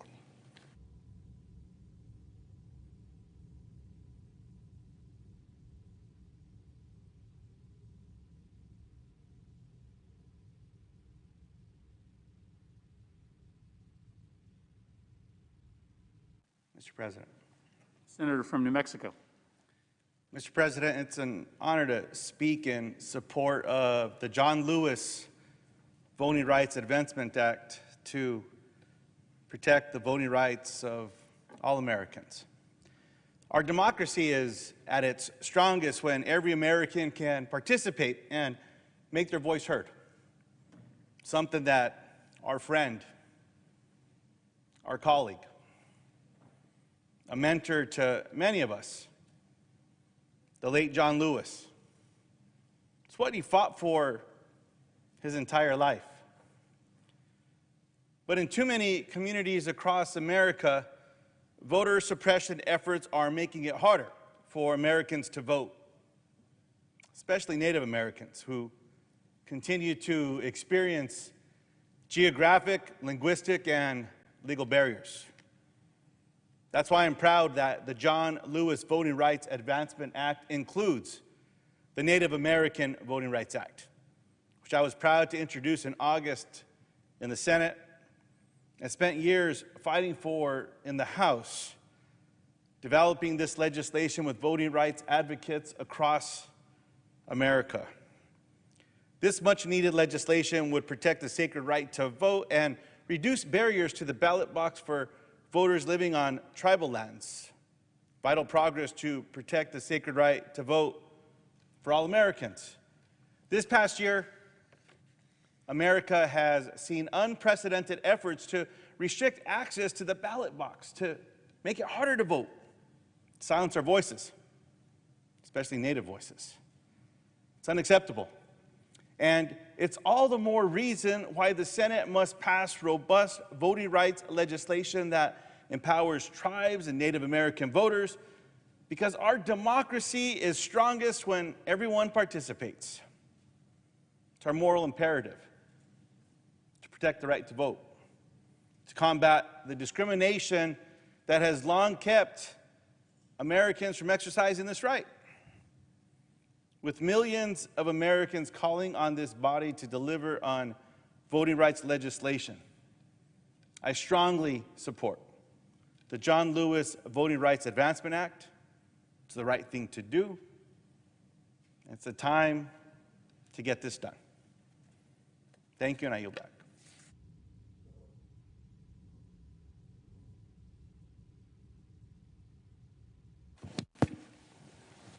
Mr. President, Senator from Vermont. Mr. President, I suggest the absence of quorum. Clerk will call the roll. Ms. Baldwin.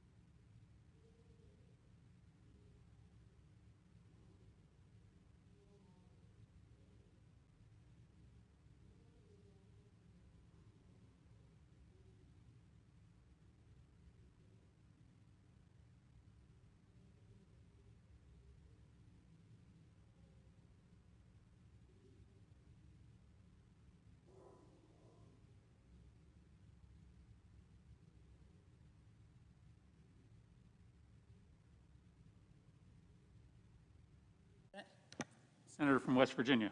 Mr. President, I'd like to ask that the quorum call be vitiated. Without objection. Thank you. Thank you. Mr. President, this summer the Senate passed historic bipartisan legislation that would make meaningful investments in our physical infrastructure. We did the hard work. We did the hard work to produce legislation that made current and future needs by investing in our roads, our bridges, clean water, broadband, transit systems, rail, and our electric grid. Chairman Carper and I led a surface transportation reauthorization bill and to this major effort. A bipartisan group of our colleagues, led by Senator Portman and Senator Sinema, negotiated with the Biden administration to complete the package. That effort resulted in the Infrastructure Investment and Jobs Act, which earned the vote of 69 senators nearly 2 months ago. President Biden himself expressed his support for the legislation in a widely covered speech from the White House. By now, that bill should be law, and federal funding should be on the way to state departments of transportation, local water boards, and our economic development officials. All Speaker Pelosi had to do was put the Senate legislation on the floor in August and watch its passage with a strong bipartisan vote. However, House Democrats broke promises to their own members and refused to ask for a vote on the bill, and that was in September. Our bipartisan work in the Senate advanced the infrastructure football to the 1-yard line. We're there, but somehow House Democrats were still unable to reach the goal line. Last Friday, our federal surface transportation programs lapsed for the first time in over a decade. After months of talking about rebuilding American infrastructure, House Democrats shut down the Federal Highway Administration, pressing pause on some of the most important infrastructure programs in this country. It was a short lapse, but it was a lapse. A lapse in these programs would be unacceptable in any circumstance, but House Democrats decided to let the programs expire rather than vote on bipartisan legislation that sat on their desks for more than 7 weeks during their August recess. In delaying this vote, those leaders didn't just break their commitment to the American people, but again, they broke the commitment to their own members when they said they were originally promised the infrastructure bill would receive a vote by September 27th.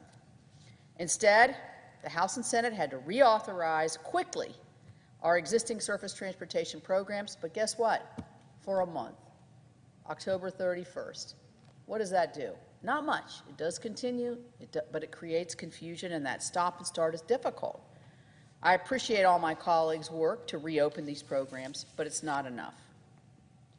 Over on the House side, they're holding core infrastructure legislation hostage in an effort to force members of their own party to come on board with separate legislation that would, in my opinion, waste $3.5 trillion on social programs unrelated to infrastructure. The $3.5 trillion package is what my colleague and our colleague, Senator Manchin, correctly described as fiscal insanity. House Democrats are telling the American people that if they want roads and bridges, they have to accept $1 trillion in unrelated spending and unrelated tax policies. If this reckless tax and spending spree were popular with the American people, they wouldn't have to bind it to the infrastructure legislation and block that legislation in an effort to convince their members of their own party to support it. But they understand there is a real concern back home to spending $3.5 trillion.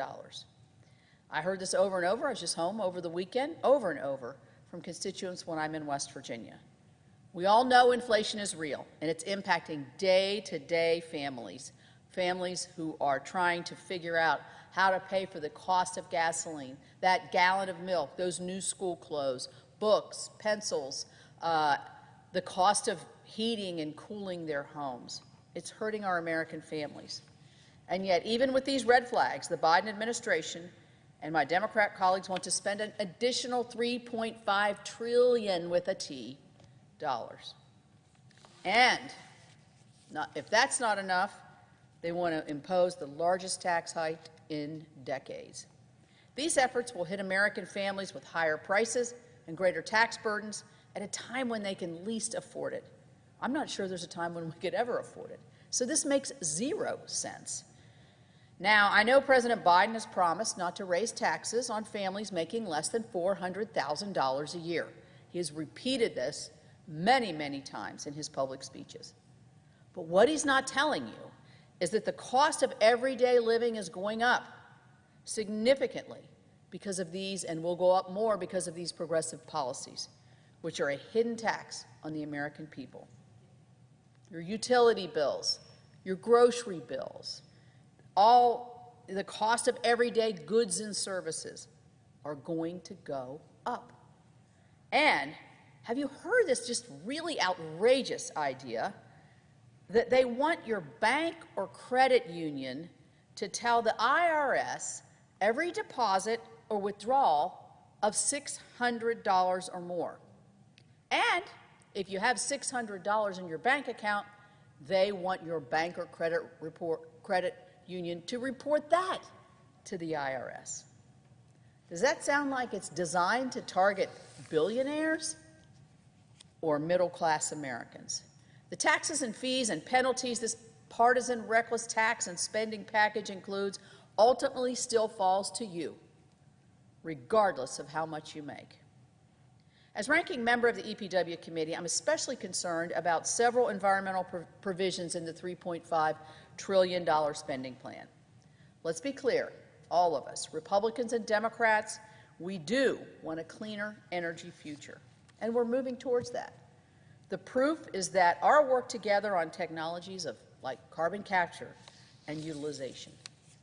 But this rushed reconciliation package doesn't allow time for any sort of transition. Wind and solar energies still have serious gaps. They're growing, yes, but they still have serious gaps in reliability and stability. When the wind stops blowing and the sun isn't shining, our country still relies heavily on coal, natural gas, and nuclear.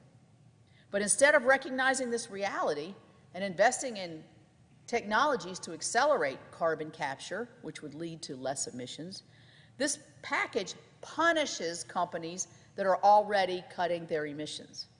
It's reckless spending, it's punitive taxation, and ultimately, the American family will pay the price. Take, for example, the proposed methane tax. Well, methane fee, it's called, but it's actually a natural gas tax. This regressive tax on natural gas would increase energy costs on American families and small businesses, disproportionately affecting middle and low-income households at a time when natural gas prices are going up due to inflation and increased demands, and reduced supply here and abroad due to some factors, and right now, the pandemic. According to the EPA, natural gas systems in the U.S. reduced their overall methane emissions by nearly 16% between 1990 and 2019, without these onerous regulations and taxes. It is widely recognized that the shale gas boom led to significant greenhouse gas emission reductions across our power sector. In fact, as our natural gas production has risen and has gone up, the country's overall greenhouse gas emissions have gone down significantly. According to API, the methane fee or tax would cost approximately $9.1 billion and as many as 90,000 jobs in a lot of regions of the country, one of which is my own in West Virginia. Don't be fooled. Like any other part of this package, the methane fee is rushed government overreach when the market is already reducing emissions. More than 150 groups have written to Congress to oppose this natural gas tax. This is not about reducing emissions or even raising revenues for Washington. It's about targeting an industry, oil and gas, and the related good-paying jobs, like those in West Virginia, for elimination for wholly political purposes. The idea that our country will be able to transition to a cleaner future and keep up with our energy demands without natural gas is just not based in reality. So speaking of based in reality, let's talk about the proposed Clean Electricity Performance Program. This is a program, the $3.5 trillion bill, to eliminate coal and natural gas from our electricity mix by requiring an 80% reduction in carbon emissions from utilities by 2030. This goal is very unrealistic, as fossil fuels now provide 60% of our nation's electricity today, 2021. The United Mine Workers of America wrote that this plan would, quote, eliminate virtually all of West Virginia's coal generation fleet of baseload power plants well before the end of this decade. All related coal mining and utility jobs would be lost, with severe adverse impacts on families, communities, and the local and state tax revenues associated with mining, electric generation, and electric power generation. This program is an explicit attempt to put energy producers out of work. It would use taxpayer dollars to get rid of coal and natural gas jobs in states like mine, using a convoluted system to try to mask the hit to our electricity taxpayers. And for all the promises we've heard of lined-up green energy jobs for these workers to replace these jobs, I'm certainly not seeing many of those in my state, and certainly not the tens of thousands of jobs that would be needed to make up for the lost jobs. And I'm definitely not seeing any of those green job pay, the pay on those green jobs, even close to what a miner would make or somebody in the natural gas business. But the Clean Electricity Performance Program will impact more than just my home state, of course. If California is any indication, the Clean Electricity Payment Plan will lead to less reliability, rolling blackouts all across the country, and higher energy prices. We don't need to wait and see how a plan like this will impact a powerhouse country like ours. Germany is already trying this.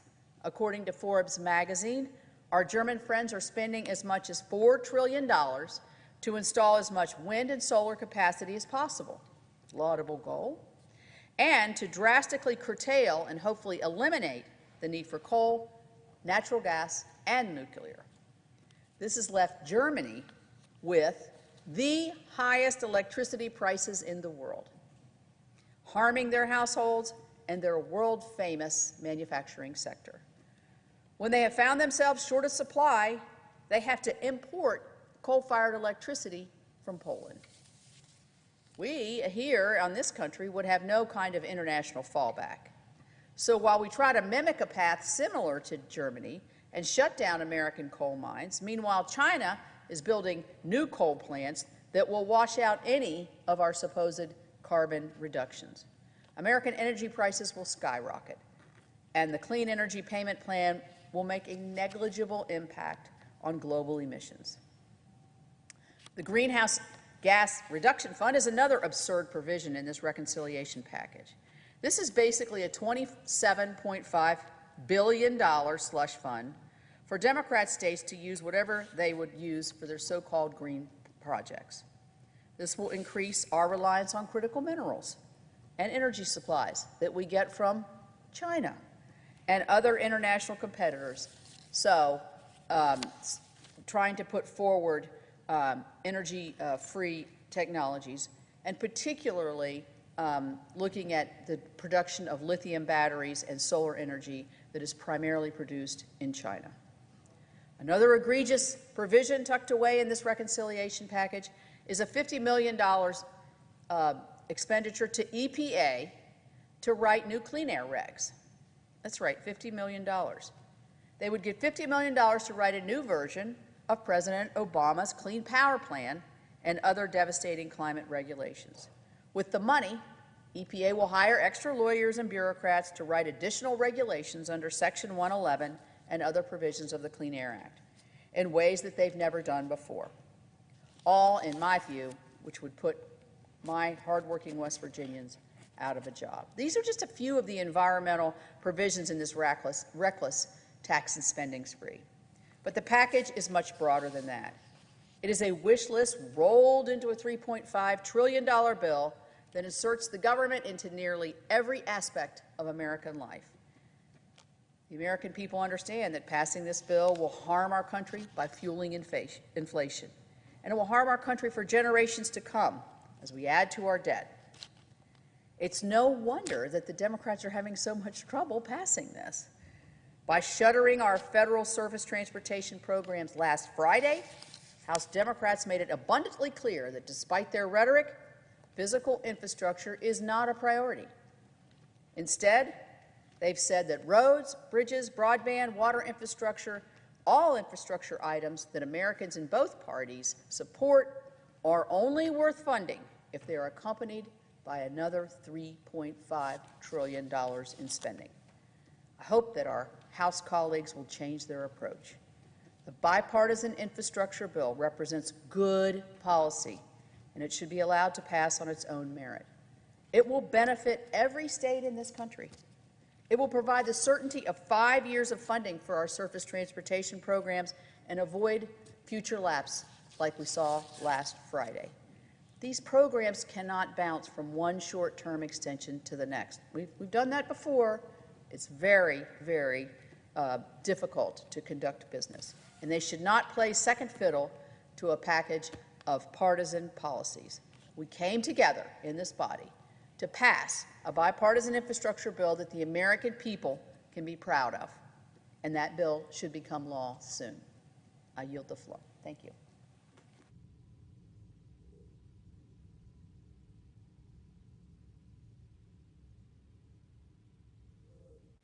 Senator from Wisconsin. Mr. President, last week I came to the floor in support of Senator Scott's bill pushing back on what many of us consider the unconstitutional COVID vaccine mandates. I use my floor time to describe the lack of transparency of our healthcare agencies, talking about the information that our healthcare agencies, the media, and the news media are not providing the American public. I come to the floor today to expand a little bit on that information. Now last week, I presented this chart, which shows the daily number of new cases. Those are the blue lines. You actually have daily deaths, the tragic deaths, very thin red line. But you also have this line showing the percent of fully vaccinated Americans. Now, I pointed this to this chart because this is not what I would have expected to see if we had 100% effective vaccines. And now, let me again state, I was a big supporter of Operation Warp Speed. I'm not an anti-vaxxer. I've had every vaccine up to this one because I had COVID. So I'd hoped and prayed that the COVID vaccine would be 100% safe and 100% effective. But this chart is not what I would expect to have seen with a vaccine that was highly effective. What we all were hoping would happen once we had a high percentage of Americans vaccinated together with those that had already had COVID, like myself, with natural immunity. You can see prior to the vaccine even being able to take effect, the first major surge of the pandemic was winding down. I would have expected to see a continuing winding down. But that's not what we saw. We've seen this surge in Delta, and we've seen additional deaths, and the tragedy continues. Now, back on September 9th, President Biden said, this is a pandemic of the unvaccinated. And he also said, this is not about freedom or personal choice. No, Mr. President, this is exactly about freedom and personal choice. President Biden also said in July of this year, July 21st, he said, if you're vaccinated, you're not going to be hospitalized. You're not going to be in the ICU unit. You're not going to die. You're not going to get COVID if you have these vaccinations. Today, I received an email from a constituent in Wisconsin. I'm going to read an excerpt. I'm not going to identify the individual because he fears reprisals. He's seen what happens to people that tell the truth about COVID and COVID vaccines. So I'll keep his name anonymous. But let me quote from his email. Both my parents were fully vaccinated with the Pfizer vaccine in the spring. Yet in August, my mom became infected and then gave it to my dad. They became so sick that my sister, fully vaccinated with Moderna, moved in with them to care for them. She used PPEs and was careful that she caught COVID too. Hence, my family, 3 of us caught COVID while fully vaccinated. They spread it while they were fully vaccinated, from vaccinated to vaccinated. My mom and sister recovered. Dad died a week at home after a 3-week stay in the local hospital. Now that's a tragedy. I wish what President Biden said would have been true, but it's not.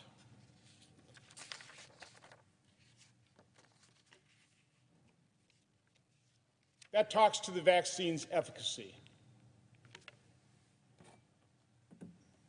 Let's talk about vaccine safety. I've heard so often from who I refer to as the COVID gods, the healthcare agencies, the media, the news media, that vaccine adverse events are rare and they are mild.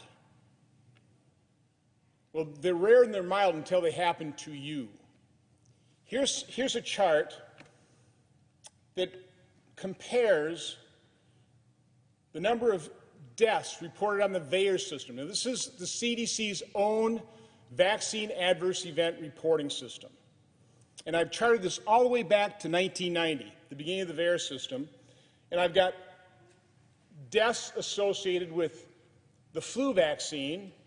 They're in blue. You can barely see them.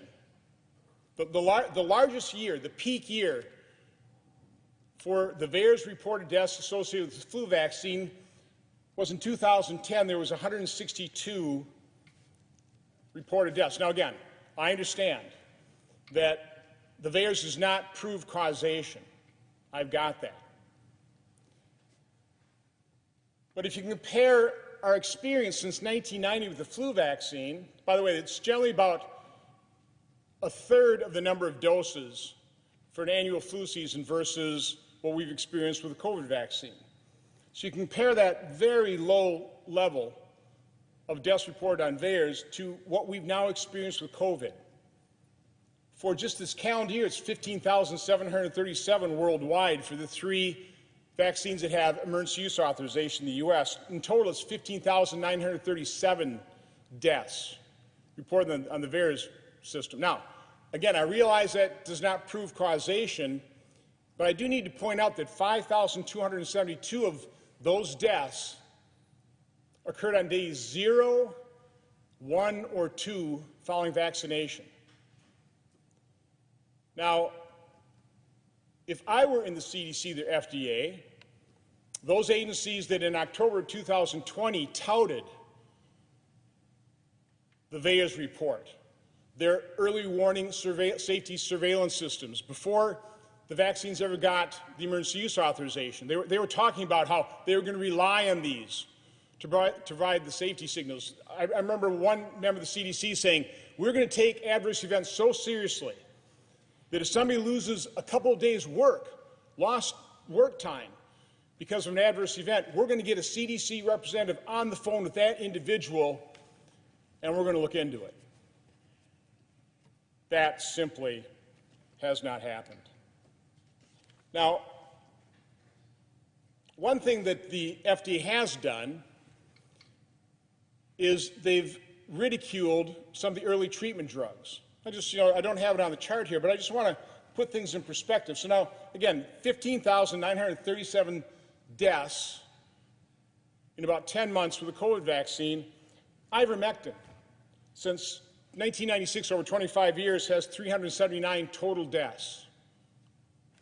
15,937 with the COVID vaccine, ivermectin, 379 in 25 years.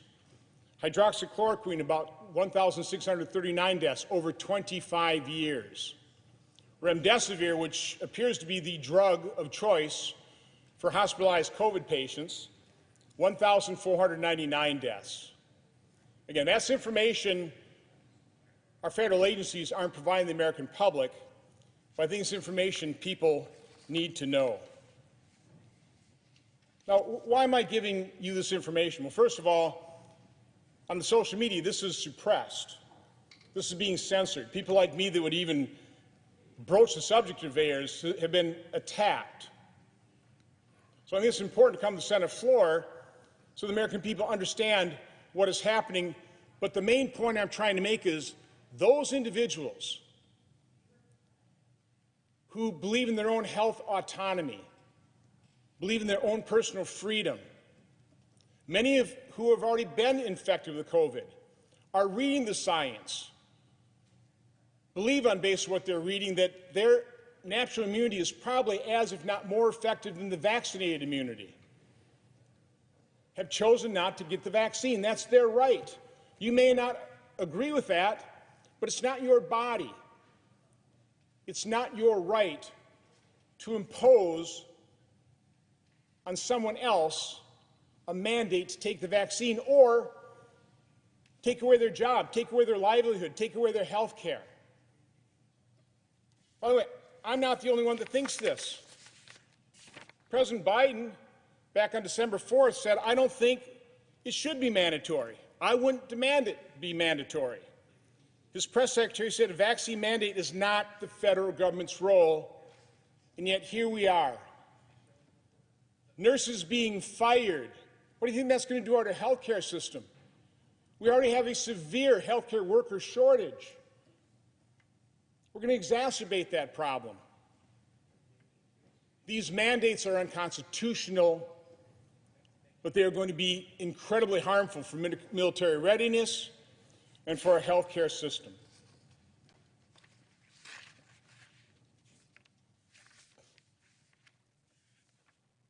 They're also going to be incredibly corrosive to our society. I've been inundated, even well before President Biden announced his ill-advised and unconstitutional mandates. I've been inundated with emails and letters and phone calls from people who are so concerned about being coerced, being forced to take a vaccine under duress. It's had an incredibly corrosive effect on our society. But I want to quote from one particular letter. I got this letter from a nurse. She has a master's degree. She's also a professor of nursing. She's describing what happened inside a meeting of their faculty as they were deciding how to handle mandates in their nursing school.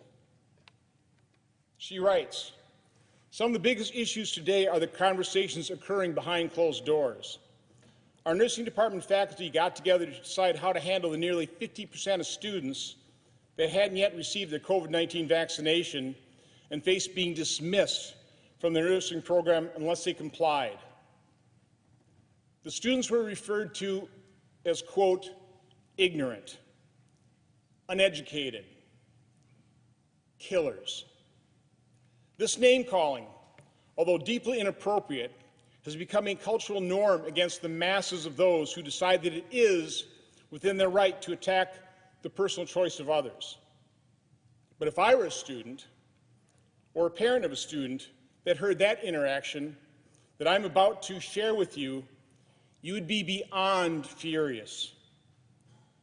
When it was determined by consensus of the faculty group that we were not going to allow any special accommodations, in other words, switching of clinical assignments or sites to allow for the unvaccinated students to progress, and that would be the standard practice in all other nursing programs soon, one faculty member exclaimed to the group, quote, good luck finding a new career, unquote. And the group responded with laughter. This nurse writes, let that sink in for a moment. They laughed. They laughed at the thought of someone's dreams being crushed.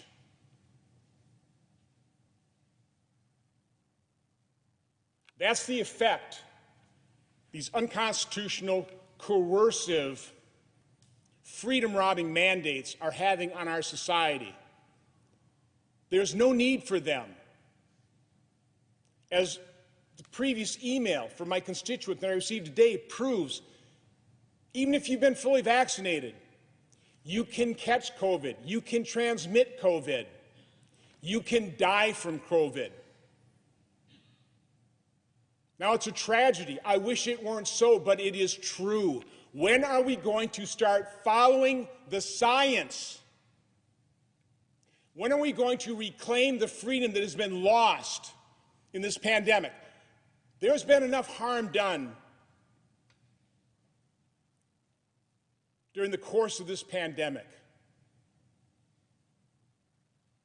I am begging this body, I am begging the President, do no further harm. With that, Mr. President, I yield the floor.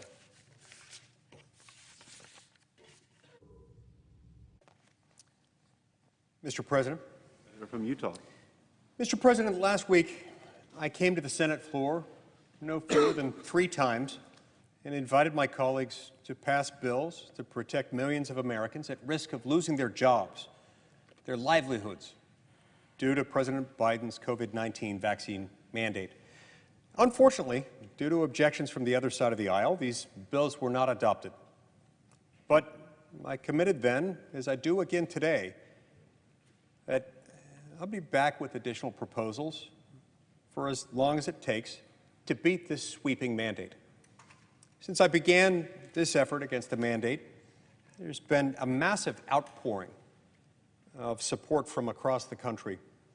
I've heard from Americans in countless sectors from multiple states who are at risk of losing their jobs. These Americans just want to make their own medical decisions, a right that has always been afforded and not challenged since the beginning of our nation. In Utah alone, I've heard from no fewer than 184 people who are at risk of losing their livelihoods. They and so many others, those who share the same concerns, are our neighbors, they're everyday Americans, and they have legitimate medical concerns about getting the vaccine. But President Biden doesn't care. He said simply, this isn't about freedom or personal choice. Well, to the millions of Americans who face the punishment of being made unemployable if they do not succumb to the president's will, this very much is about freedom and personal choice. There must be a more reasonable answer. There must be a more compassionate answer. The COVID-19 vaccine has been deemed generally safe. I don't dispute that. In fact, I, along with my entire family, have been vaccinated. I see the development of these vaccines as a miracle and a blessing. But there are some people with pre-existing conditions or complications. Many of these individuals have been advised by their trusted board-certified doctors that they should not receive the vaccine. These Americans they deserve to be able to make their own medical decisions, and they should not be forced by the President of the United States to go against the advice of their doctors. Now, let's look down the road at what will necessarily follow this vaccine mandate. Countless Americans who follow the recommendations of their doctors will lose their jobs in an already troubled economy. These individuals and families will not be just unemployed. The President of the United States would deem them unemployable, second-class pariahs. Businesses that dare to employ the unvaccinated would be subject to crippling fines and risk closure. The President of the United States, unilaterally, without any say from the people's representatives in Congress, is set on imposing financial destruction on many American families and businesses. He's even targeting those with complicating medical conditions and forcibly removing them from the economy and much of broader society. So today, I'm offering the Senate an option to take a more compassionate, reasonable approach. My bill, the Your Health Comes First Act, would exempt from the President's mandate individuals with personal health concerns related to the vaccine. Simply put, Americans who are worried about how the vaccine would interact with or compound their existing medical difficulties would not be obligated to get it. Those who have been advised by their doctors not to get the vaccine due to pre-existing medical conditions would not be forced to go against the recommendations of their doctor. This bill is a reasonable and a compassionate solution to allow concerned Americans the dignity and autonomy we all deserve. This isn't the only flaw with the mandate. As I've said before, the President lacks authority to do this. Neither the federal government in general nor the President of the United States in particular has the power under the Constitution to implement a broad mandate of this sort. Whether you think government ought to be mandating it or not, whether you think government ought to force people out of their jobs if they refuse to get it or not, that is a different, analytically distinct question in our constitutional system from whether the federal government has the authority generally or the President in particular has the authority. It doesn't, and he does not. These arguments need to remain at the forefront of the conversation. Questions regarding the constitutionality and the constitutional authority to issue this in the first place. I'll be back tomorrow with another proposal, and I'll be at this for as long as it takes to end this unconstitutional and uncompassionate mandate. Mr. President, as if in legislative session, I ask unanimous consent that the Committee on Health, Education, Labor, and Pensions be discharged from further consideration of S-2848, and that the Senate proceed to its immediate consideration. I ask unanimous consent that the bill be considered read a third time and passed, and that the motion to reconsider be considered made and laid upon the table. Is there objection? The Senator from Connecticut. Mr. President, reserving the right to object. Yesterday, Tallahassee Memorial Hospital disclosed that 82 people died inside their healthcare system from COVID over the course of the month of September. That's the worst month on record for that hospital system. It's not shocking to anyone because we just went past 700,000 people who have now been killed by this virus in the United States of America. And this attack that continues to be launched on the Senate floor against science and against sound public health policy is standing in the way of us defeating this virus. Now, I'll speak to Senator Lee's objection, but Senator Johnson just came to the floor and opened up his remarks by declaring that he wasn't an anti-vaxxer, and then just engaged in a 10-minute broadside against vaccines, citing conspiracy theory after conspiracy theory.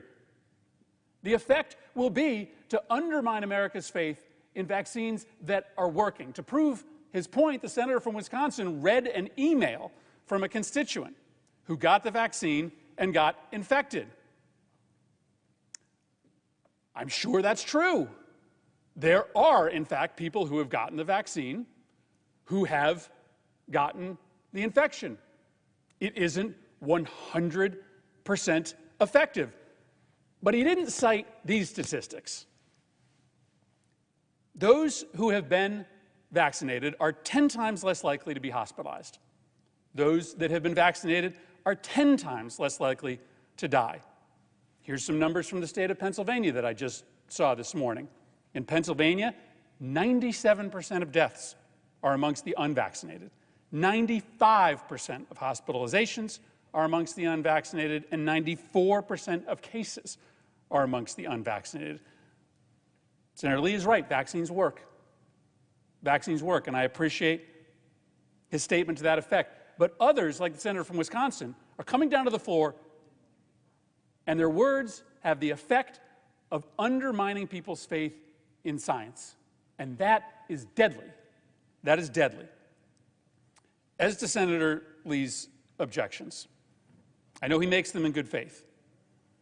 But my impression is that this Congress and this country decided a long time ago that the federal government does have a role to play when it comes to the safety of our workplaces. In fact, that's the entire reason for the existence of OSHA.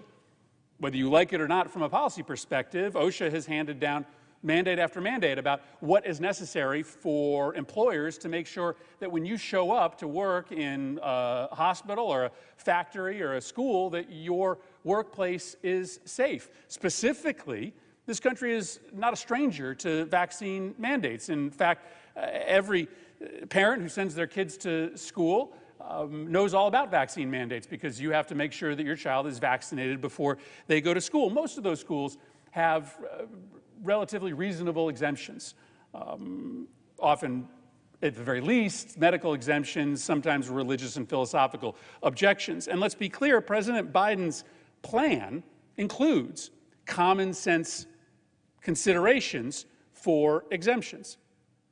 Let's also be clear that, at least with respect to the OSHA requirement, it's a mandate for testing, not for vaccinations. There are other mandates that are requiring the vaccination take place, but the broadest of the proposed mandates is a mandate that everybody gets tested. You don't have to get tested if you get the vaccine. And so I'm deeply worried about how unserious this country is about the science and about sound public health policy. We aren't going to get over this pandemic. We aren't going to be able to turn the page unless people choose to get vaccinated. 10 times less likely to die, 10 times less likely to get hospitalized. Yes, it is true. There are cases in which there may be medical contraindications. President Biden's plan accounts for that. And yes, it is true that there are individual people who have still had breakthrough cases. But this is an effective vaccine.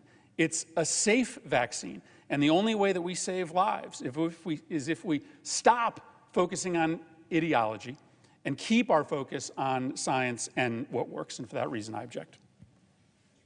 Sir. Mr. President, I appreciate the insight from my friend and distinguished colleague, the senator from Connecticut. I want to be very clear. The limited focus of this bill, the bill that I offered up for passage in the Senate today, is narrow. It has one purpose: that for those Americans who have a medical concern and who had been advised by their doctor based on some condition associated with their health that they should not get it, they shouldn't have to choose between getting vaccinated and losing their job. My friend from Connecticut goes so far, I think, as to implicitly acknowledge that there ought to be an exception made for those people when he says President Biden's vaccine mandate accommodates them. Well, there's a problem with that. President Biden hasn't issued anything. He has suggested, along with members of his administration, that there might be some accommodation for them. I'm not sure what that means. Neither is corporate America. A lot of corporate America, acting on the advice of legal counsel and human resources departments, tends to be adopting rules already. Some of them take exceptions like these into account, others do not. Look, it's really not too much to ask to suggest that if you're going to impose a sweeping mandate like this, that you ought to have some protection for people with complicating medical conditions who, on the advice of a board-certified physician, choose not to get it. Now, again, this does not mean that I'm okay with the rest of the mandate. I'm not. And I respectfully but very strongly disagree with my friend's characterization that this is just fine for the federal government to do. The federal government lacks general police powers. The lion's share of the authority within government in our system lies with the states and their political subdivisions.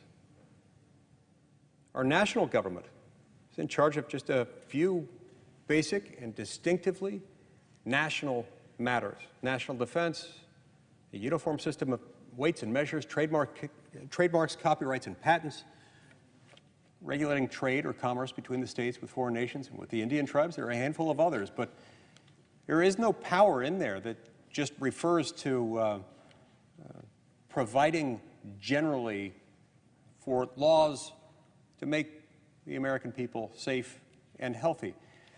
Those powers exist in America. They just aren't vested in this government. It doesn't mean that states and localities will always exercise that power wisely or prudently or compassionately, but it means insofar as you're going to act through government, that's the appropriate place and not this one. Now, my friend from Connecticut then responds by saying, yeah, but the power's still there anyway. Even if I were to assume his point, that the power of the federal government somehow extends to an individual vaccine mandate, which it doesn't. And I'd challenge him or anyone else to cite what provision of the U.S. Constitution it is that provides that authority. But even if we were to accept the premise, just for purposes of discussion, that the federal government may exercise such authority, the president may not exercise that authority alone.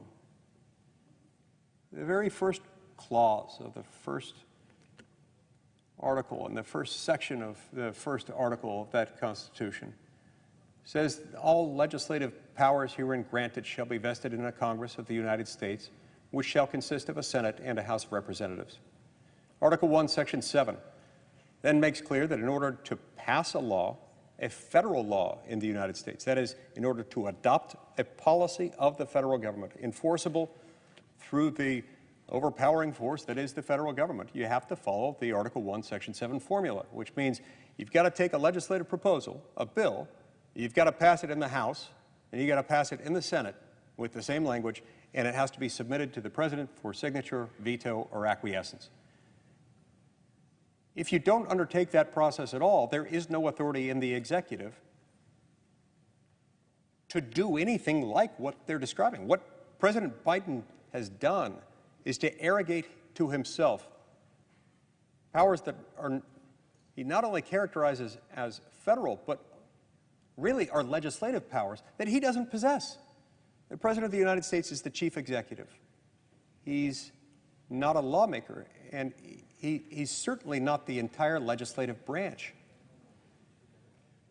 And so that really is quite beside the point. It doesn't make a difference with his federal authority. The fact that federal authority is asserted to exist, which it's not, and when we can't identify a single clause of Article 1, Section 8 or another part of the Constitution that can fairly be read, especially against the backdrop of its original public meaning, to convey that power. But even if you concede that point, there's no reasonable, plausible, defensible argument that would say the President of the United States may wield this authority unilaterally. That is what despots and tyrants would have the power to do. And if there's one thing that's very consistent and uniform in our constitutional structure, it's that no one person, no one group of people is ever supposed to be able to accumulate dangerous degrees of power, and that the President of the United States is neither a lawmaker nor the entire legislative branch. He may not step into those shoes. As to the assertion about science, my friend and colleague referred to this as somehow a war on science. It's not a war on science to suggest that the President lacks authority to do something unilaterally. I'd call that a war on the Constitution, frankly. It's not a war on science to say that whenever a government acts, it ought to do so out of an abundance of caution and out of respect for the people, to provide reasonable accommodations to individuals who have medical conditions that make them uniquely vulnerable to what the government is inclined to require. Again, this mandate is unconstitutional. It doesn't make the vaccine bad. In fact, the vaccine is a blessing. And I think the American people have been made safer as a result of it. That doesn't mean every American must get it. It certainly doesn't mean that it's any of the federal government's business to tell people that they have to choose between getting the vaccine and losing their job, especially with regard to individuals who have pre-existing medical conditions that would make it dangerous for them to do so in the judgment of their board-certified medical physician. That's wrong. That's absolutely wrong. Now look, COVID-19 has imposed a lot of tragedies, and it is heartbreaking. The number of people we've lost to it, including the individuals who have died in the last month at Tallahassee Memorial Hospital, who he mentioned. Every one of those lives is of infinite, eternal value. Those are unrepeatable lives lost to a deadly pandemic. My heart goes out to each one of those souls who has departed along with their families. We're reminded of the lives that have tragically been lost to COVID-19 by an exhibit that's been up on the mall, up around the Washington Monument. It's beautiful, really. They're little flags, small flags, each of them white, each one representing one of the Americans that's been lost to COVID-19 since it broke out just over a year and a half ago. There are about 700,000 of those around the Washington Monument. From a distance, it looks a little like snow. I come from a state where there's usually snow at the top of mountains. It looks familiar to me when I see what looks like snow from a distance, but it's somber as I remember what they actually represent. If we want to talk about the loss of human life,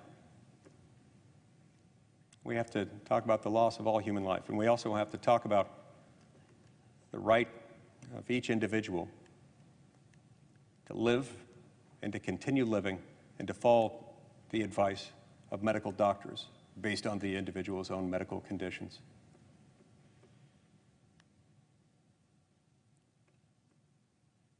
I sometimes find staggering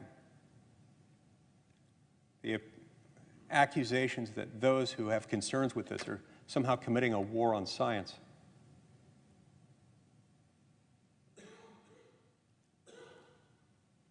Against which science? Who exactly is it that's against science? It's science that tells us that unborn human life can experience and respond to pain in the womb in 15 or 20 weeks of gestational development. What would it look like if we had a separate memorial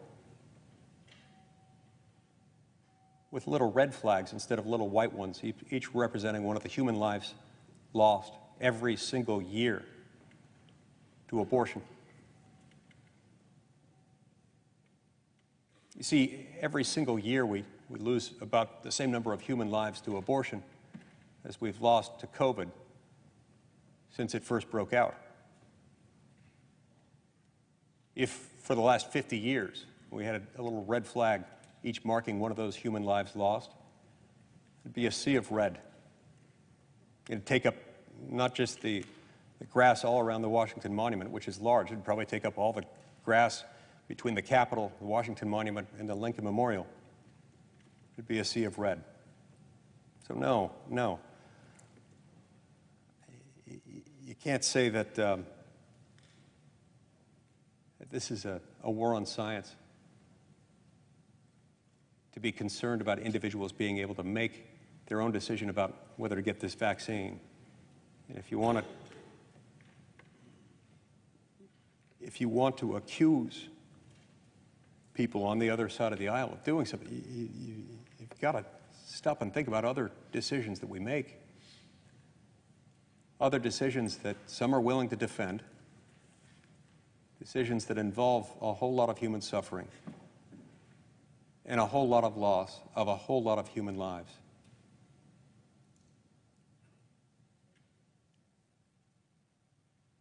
Okay, I get that a lot of people disagree on these things, but the fact that we disagree on them doesn't mean they don't exist. It certainly doesn't mean that we can stand by and watch as if a vestigial legislative organ, as one single man steps into the shoes of 435 representatives and 100 senators and makes, as it were, a law on his own, a law that fails even to accommodate good faith medical concerns backed up by medical science. It's too bad that we couldn't pass this simple law today. We could have, we should have, I wish we would have. I'll be back. This issue isn't going away, neither am I. Thank you, Mr. President.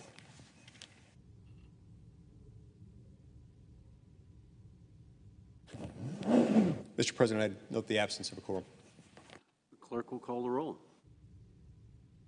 Ms. Baldwin.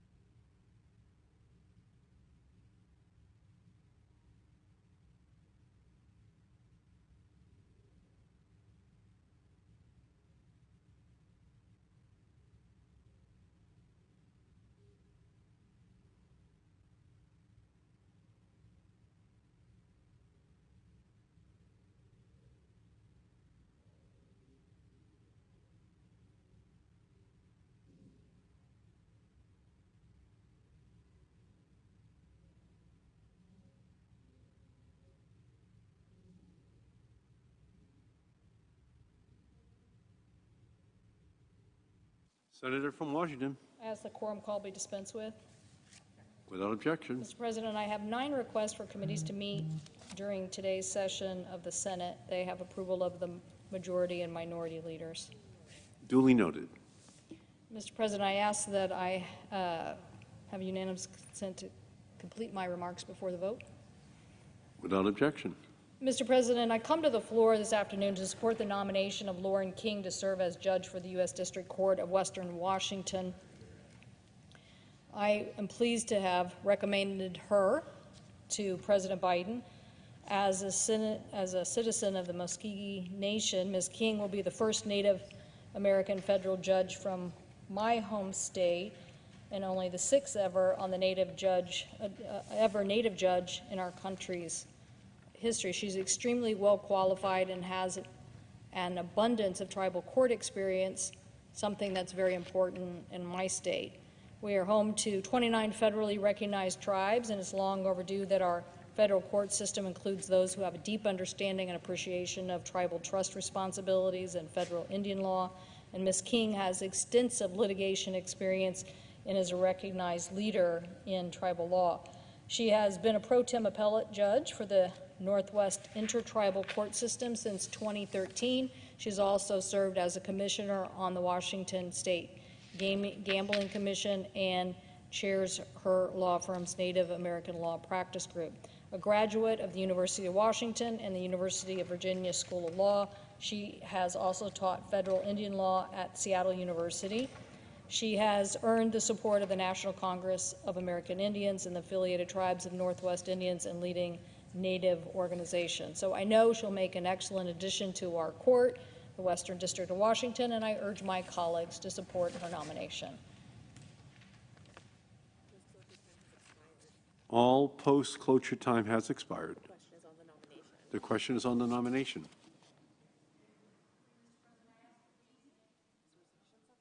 Is there a second? There appears to be. The clerk will call the roll. Ms. Baldwin, Mr. Barrasso, Mr. Bennett, Mrs. Blackburn, Mr. Blumenthal, Mr. Blunt, Mr. Booker, Mr. Bozeman, Mr. Braun, Mr. Brown, Mr. Burr, Ms. Cantwell.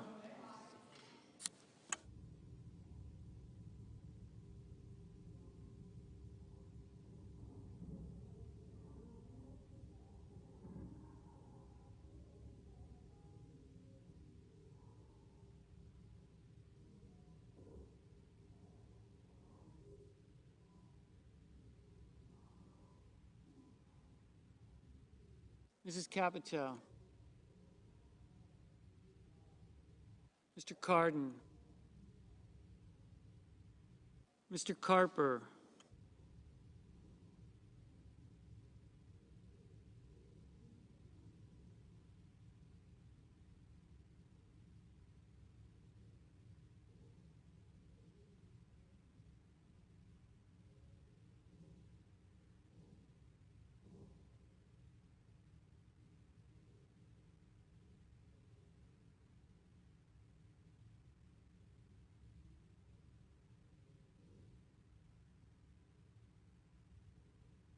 Mr. Casey, Mr. Cassidy, Ms. Collins, Mr. Coons, Mr. Cornyn, Ms. Cortez Masto, Mr. Cotton, Mr. Kramer, Mr. Crapo, Mr. Cruz,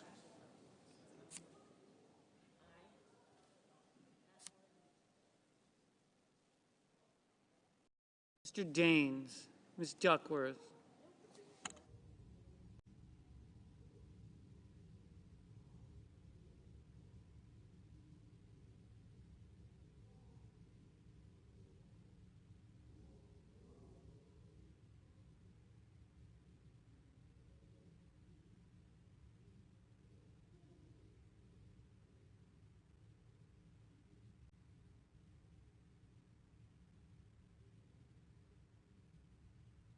Mr. Durbin,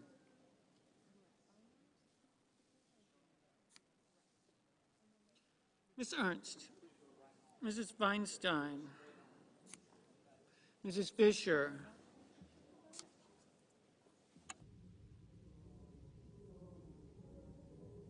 Mrs. Fisher, Mrs. Gillibrand, Mr. Graham, Mr. Grassley, Mr. Haggerty,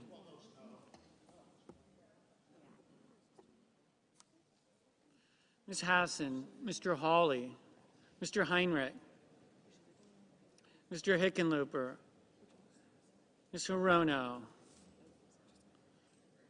Mr. Hoven, Mrs. Hyde-Smith, Mr. Inhofe, Mr. Johnson, Mr. Kane, Mr. Kelly, Mr. Kennedy,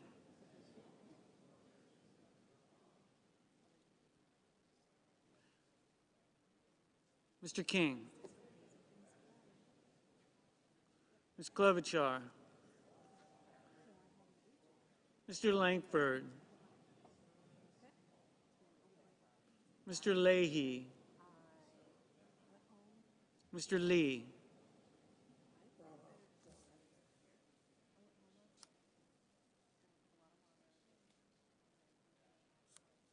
Mr. Lujan, Ms. Lummis, Mr. Manchin,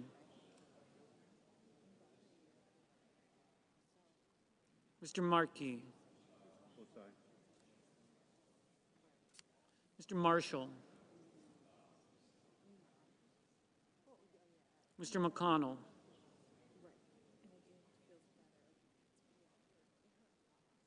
Mr. Menendez,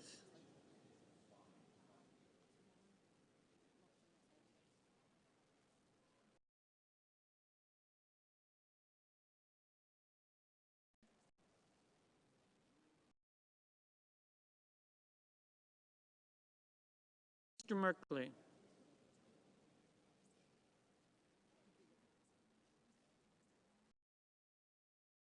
Mr. Moran,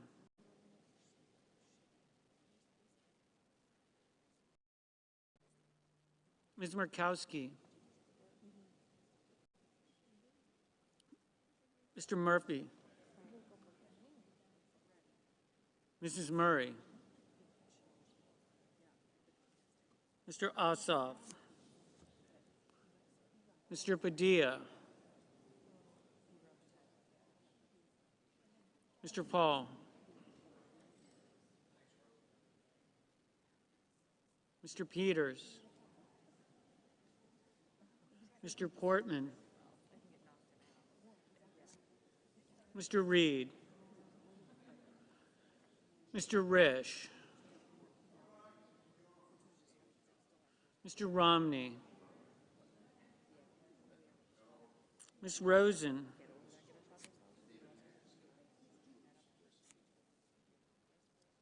Mr. Rounds,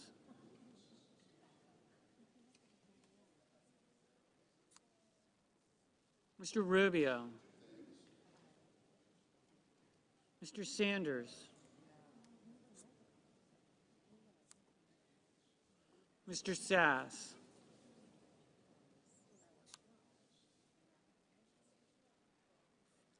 Mr. Schatz, Mr. Schumer, Mr. Scott of Florida, Mr. Scott of South Carolina, Mrs. Shaheen, Mr. Shelby, Ms. Sinema, Ms. Smith, Ms. Stabenow,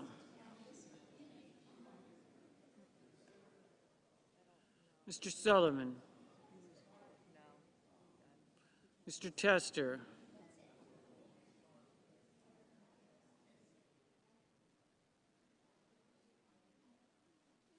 Mr. Tester, Mr. Thune, Mr. Tillis,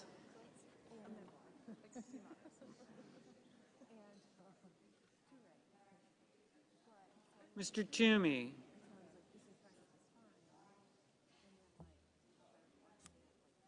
Mr. Tuberville. Mr. Van Hollen. Mr. Warner.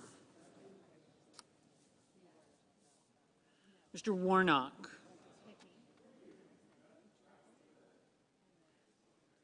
Ms. Warren. Mr. Whitehouse.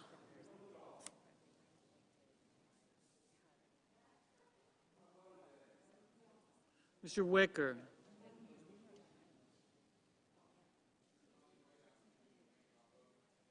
Mr. Wyden.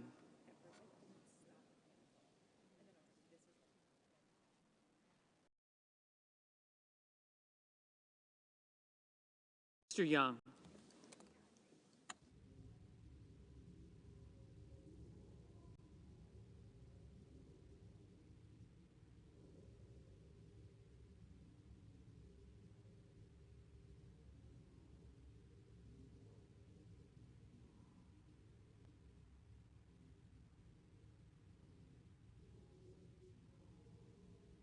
Senators voting in the affirmative.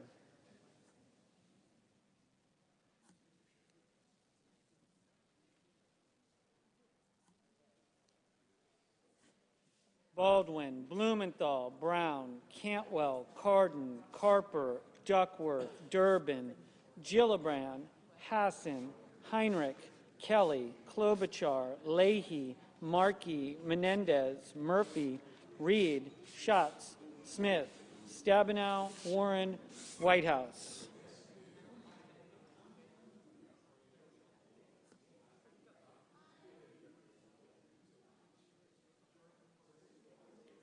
Senators voting in the negative.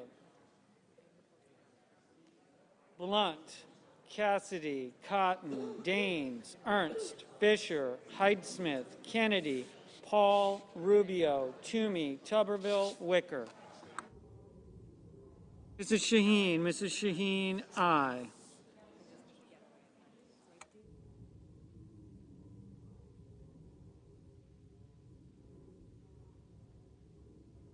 Mr.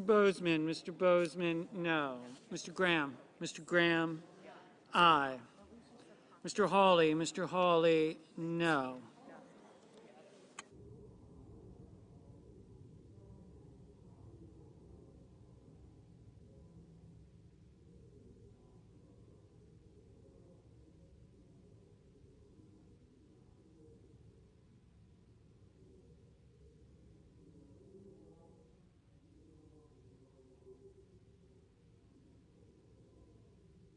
Ms. Collins, aye. Mr. Grassley, aye.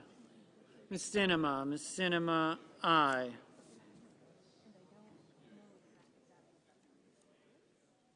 Ms. Rosen, aye. Mr. Booker, aye.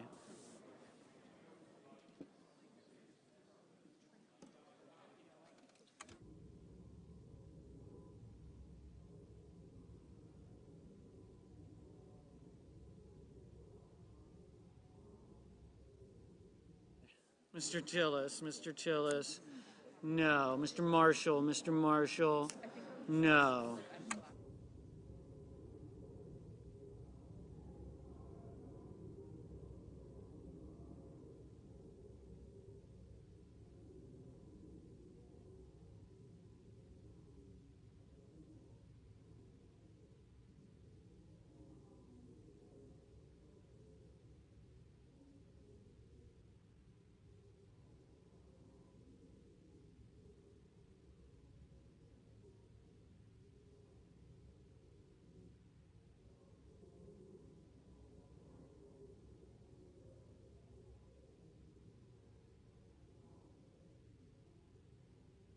Mr. Lujan, aye. Mrs. Murray, aye.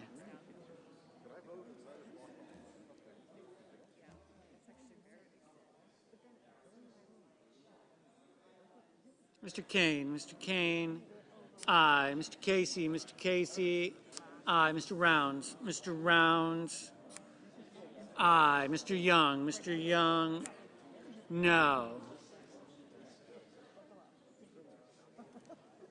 Mr. Warnock. Mr. Warnock. Aye. Mr. Romney. Mr. Romney.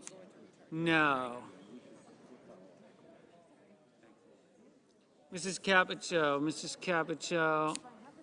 No.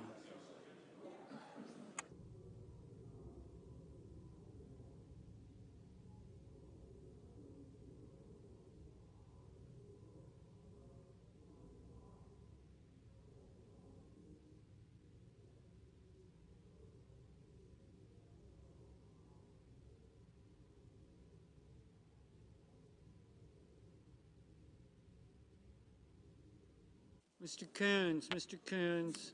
Aye.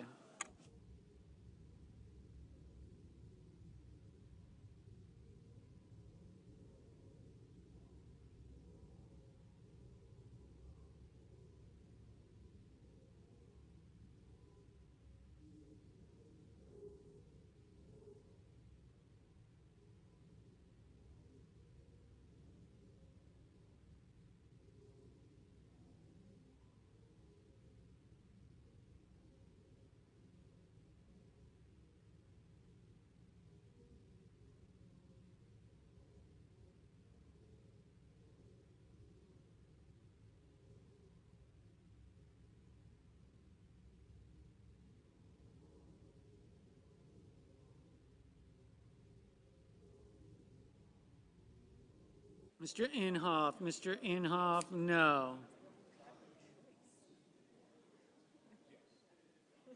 Ms. Cortez Masto. Ms. Cortez Masto. Aye. Mr. Braun. Mr. Braun. No. Mr. Merkley. Mr. Merkley. Aye. Mr. Peters. Mr. Peters. Aye.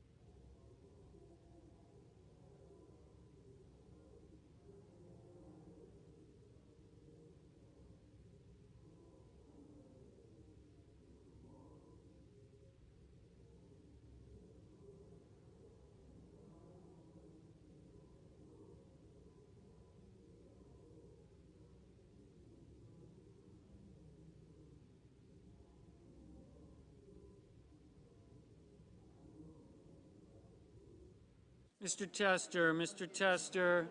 Aye. Mr. Hoven. Mr. Hoven. No. Mr. Schumer. Mr. Schumer. Aye.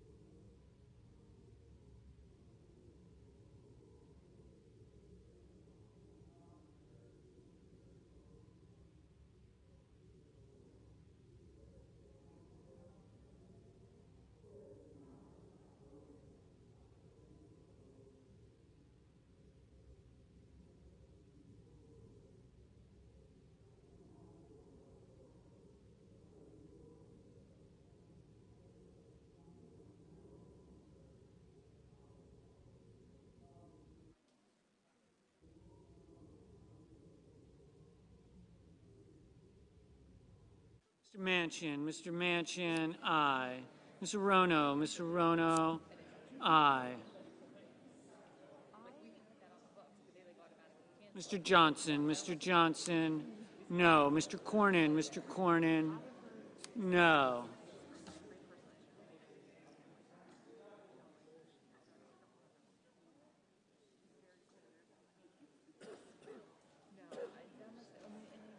Mr. Wyden. Mr. Wyden, aye. Mr. Burr, no.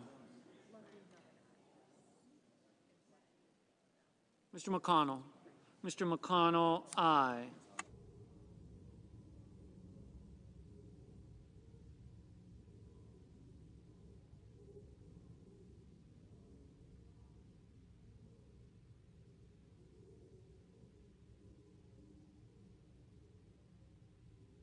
Mr. Ossoff, aye.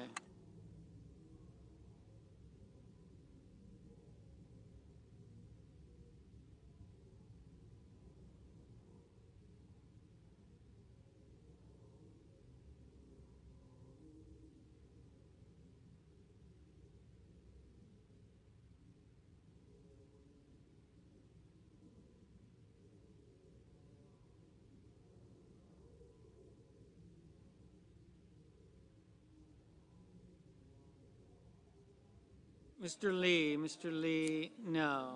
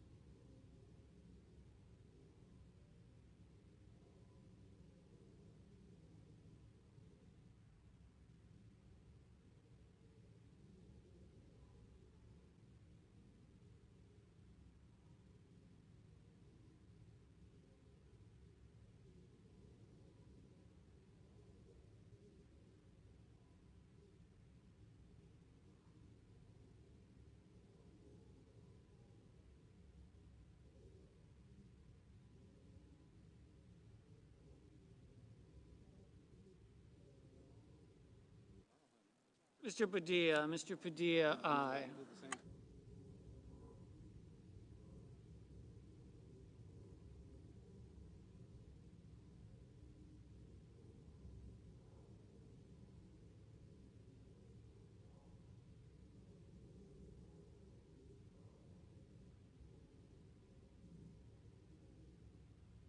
Mr. Van Hollen, aye.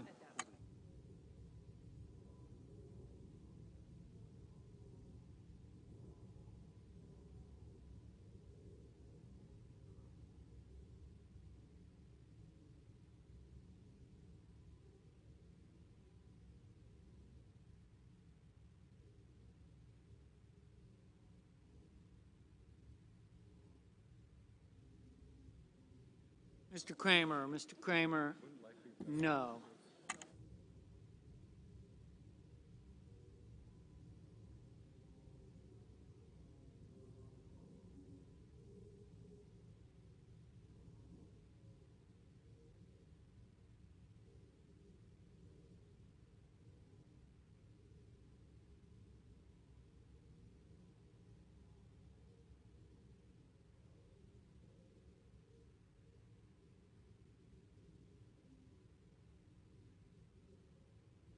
Mr. Sass, no.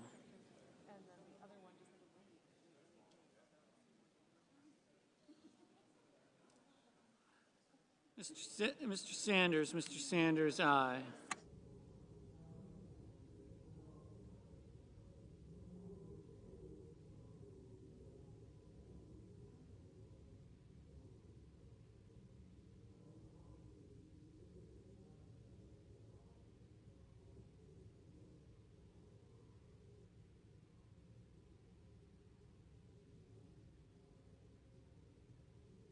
Mr. Bennett, aye.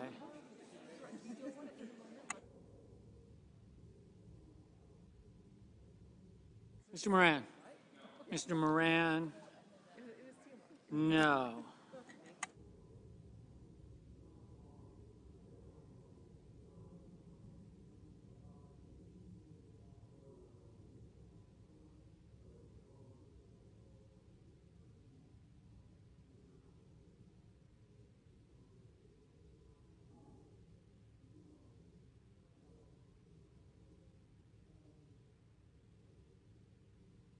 Mr. Crapo, no.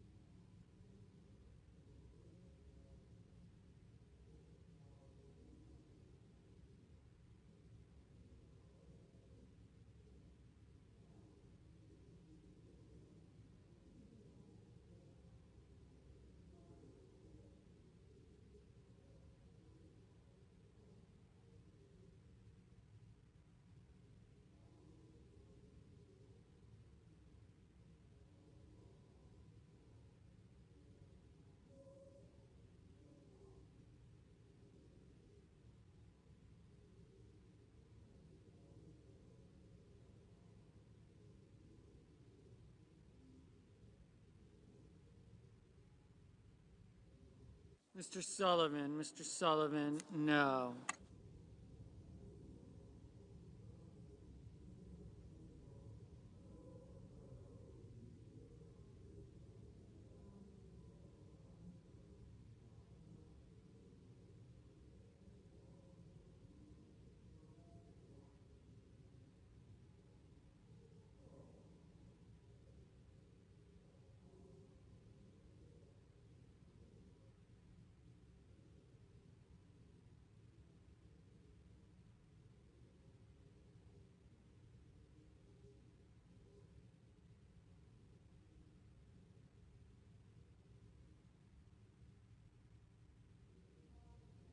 Ms. Lummis, no.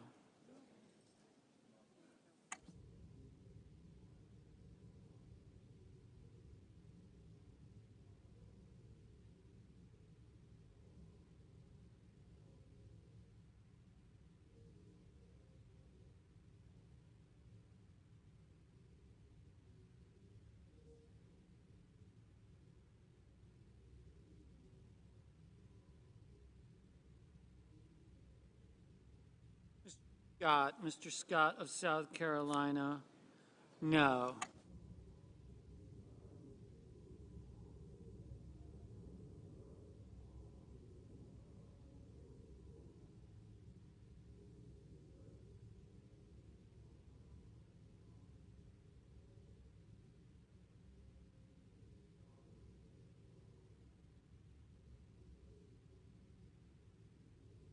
Mr. Shelby, no.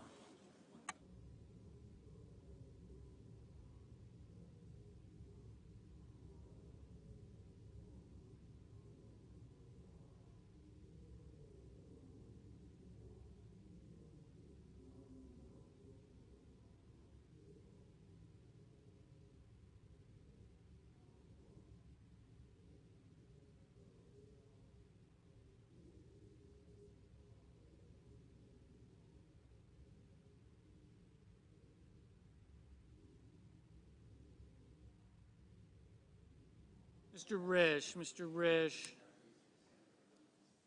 no.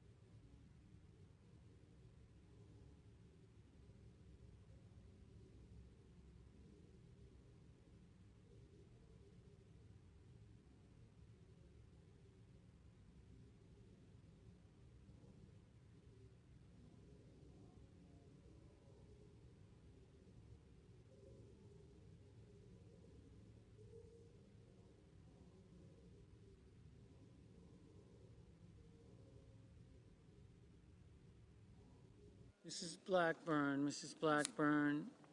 no. Mr. King. Mr. King, aye.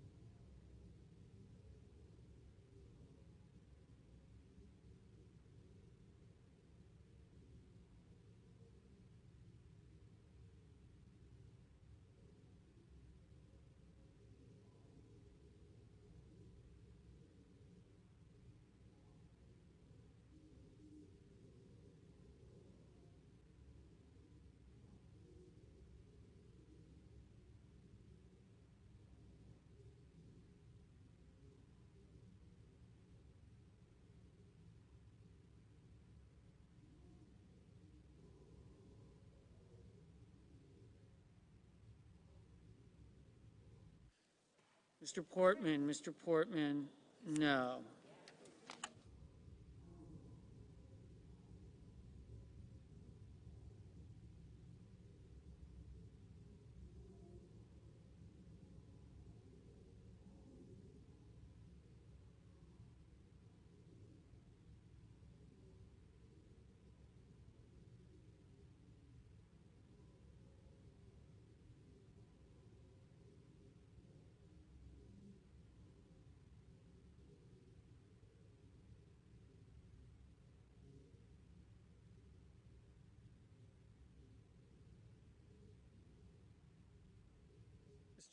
Mr. Scott of Florida, no.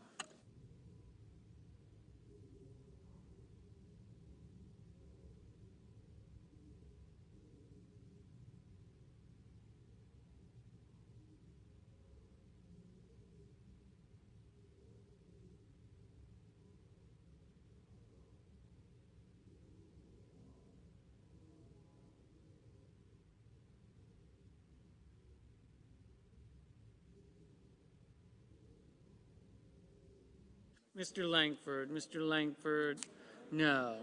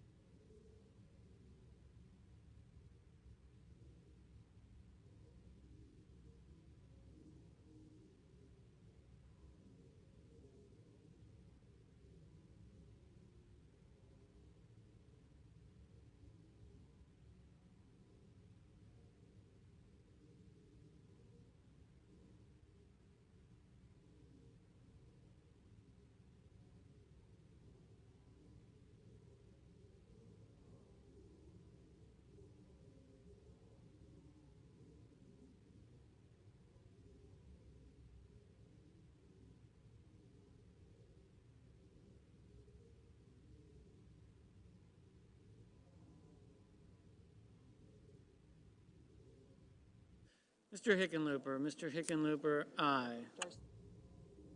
Mr. Warner, aye. Mr.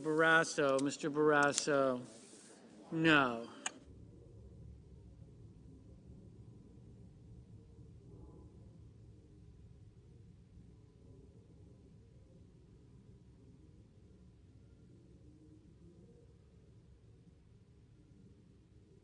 Mr.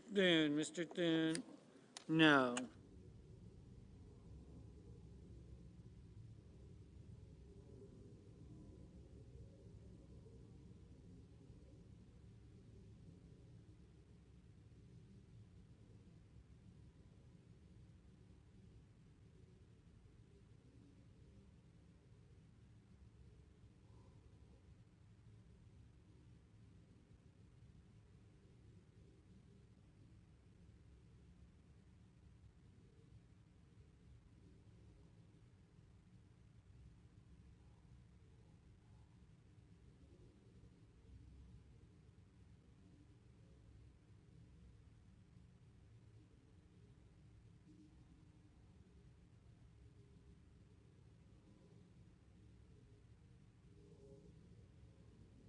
Mr. Haggerty, no.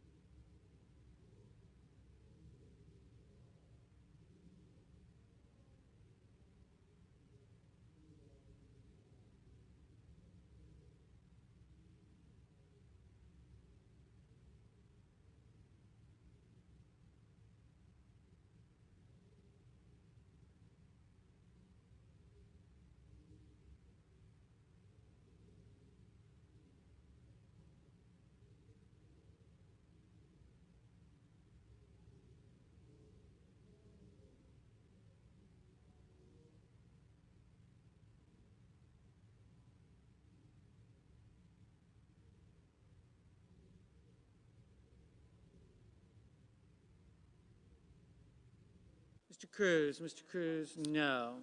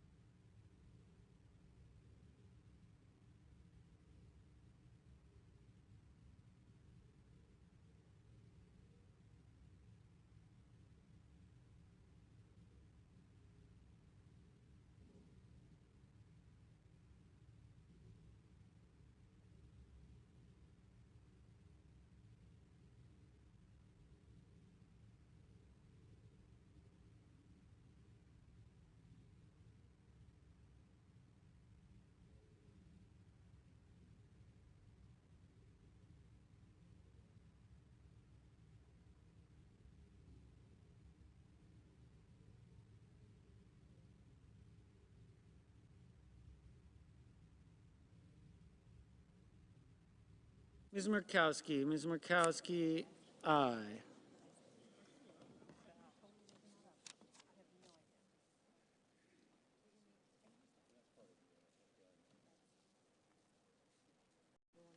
Yeah.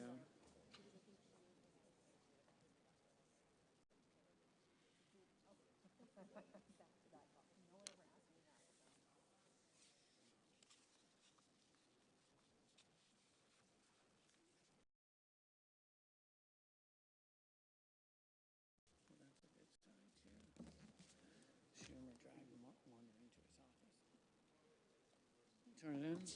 That's a bad sign. Here he is.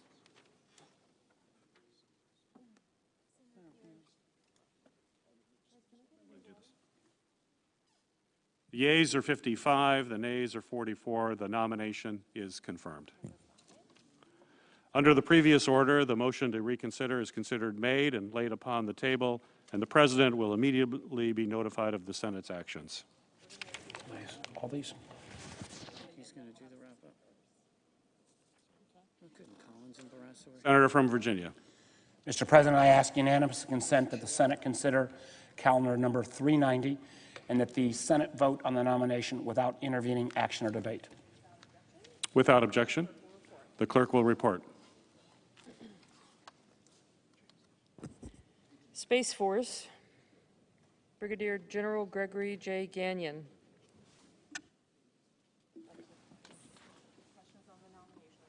The question is on the nomination. All those in favor say aye. Aye. All opposed, no. The ayes appear to have it. The ayes do have it. The nomination is confirmed. I ask consent that the motion to reconsider be considered made and laid upon the table, all without intervening action or debate, that no further motions be in order to the nomination, and that any statements related to the nomination be printed in the record, and that the President be immediately notified of the Senate's action. Without objection. I ask unanimous consent that the Senate consider the following nominations in block. Calendar number 392 through 399, that the Senate vote on the nominations in block without intervening action or debate. The motions to reconsider be considered made and laid upon the table with no intervening action or debate. Then any statements related to the nominations be printed in the record and that the President be immediately notified of the Senate's action. Is there objection? Without objection. The question occurs on the nomination in block. All those in favor will say aye. Aye.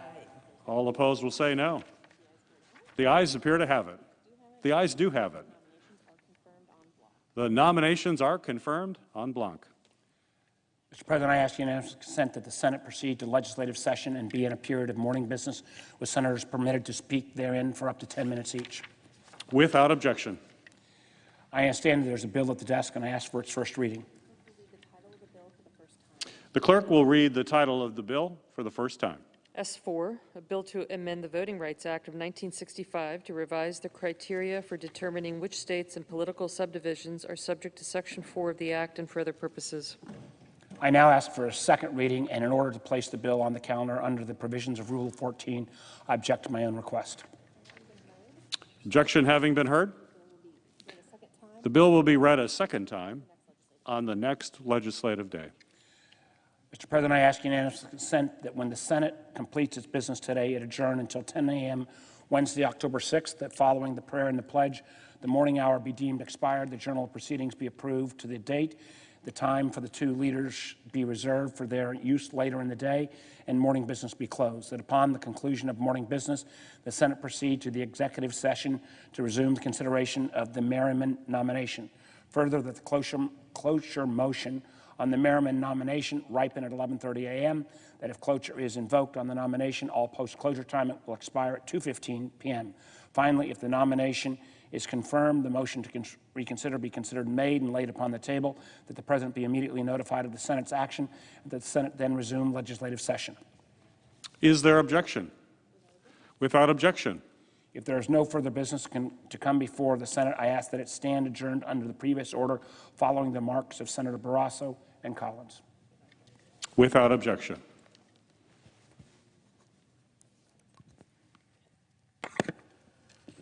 Mr. President.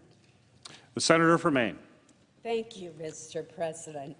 Mr. President, it is with a great deal of hometown pride that I rise in strong support of the confirmation of Darcy McElwee to be the new U.S. Attorney for the state of Maine.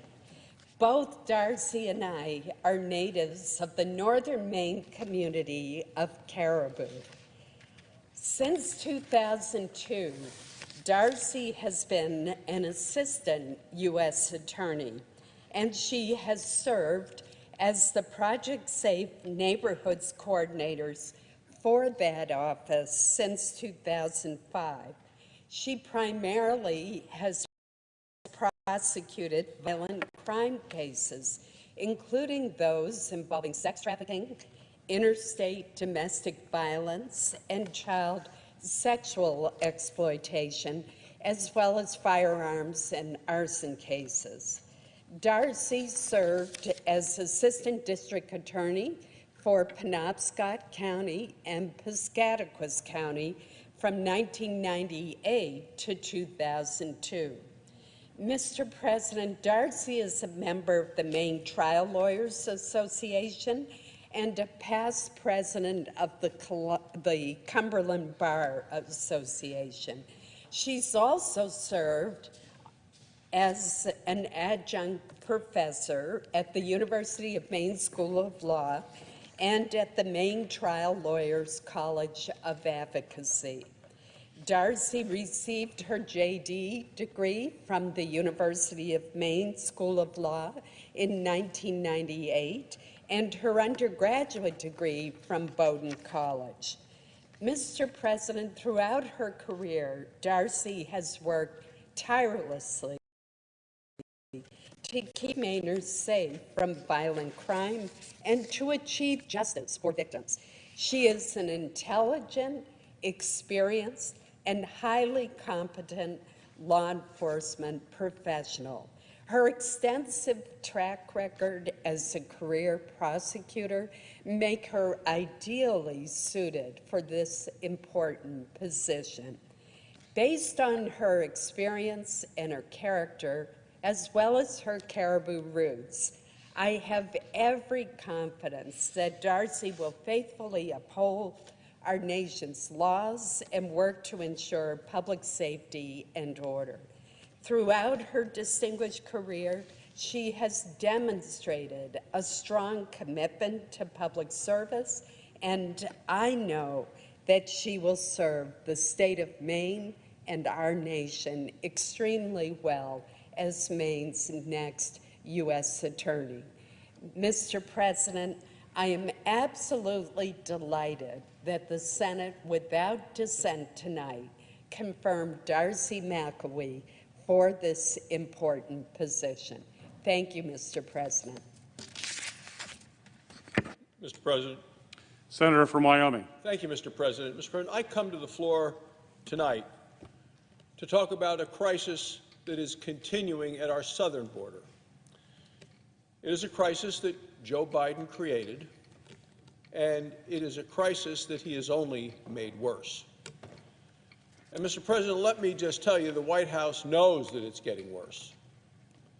Leaks from the administration claim they're preparing for the possibility that the illegal immigration over the next month will double. Double. This would mean 400,000 illegal immigrants reaching our border next month. This isn't just a record. This is nearly double of a record. This isn't just a crisis. This is an invasion.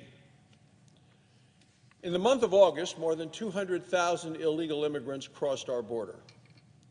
This was the most ever seen in a month of August in the last 21 years.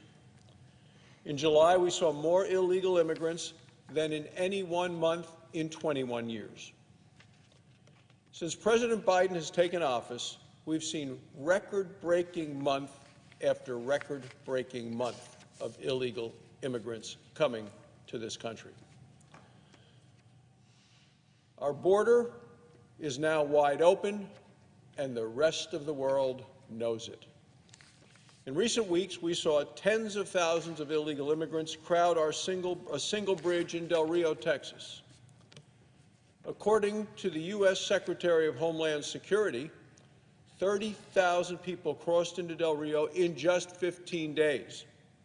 That was from September 9th through September 24th. Mr. President, this is just the beginning.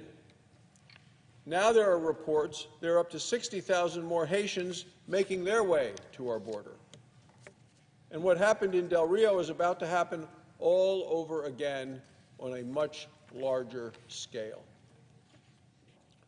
The foreign minister of Panama recently said, quote, "We sounded the alarm," close quote, about the last caravan. She said she warned the Biden administration, yet the Biden administration did nothing.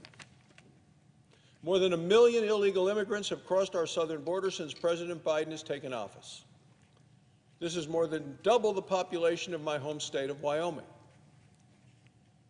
Many of these people are carrying deadly diseases. Last week, the Homeland Security Secretary admitted 1 in 5, this is from the Secretary of Homeland Security, 1 in 5 illegal immigrants crossing our border carries an illness.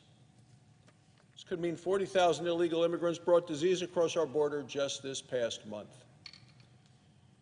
In many cases, these people are then being sent all across the country to then stay there. Last week, the Homeland Security Secretary announced up to 12,000 of the illegal immigrants in Del Rio had been released into the United States, not sent to their home, but sent into the United States. Oh, they're supposed to show up in court someday.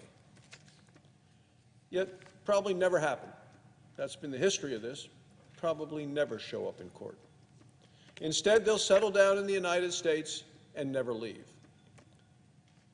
The lack of enforcement of the law by this administration is silent amnesty.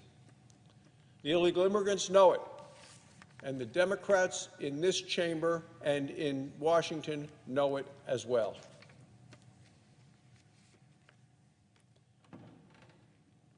Many of these immigrants coming have applied for asylum, but it's highly unlikely these Del Rio immigrants actually would ever qualify for asylum.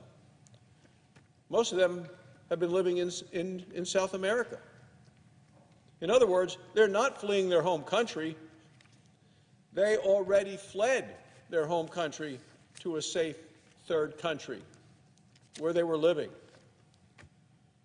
The current caravan is marching thousands of miles through half a dozen countries. Asylum is only for people fleeing persecution.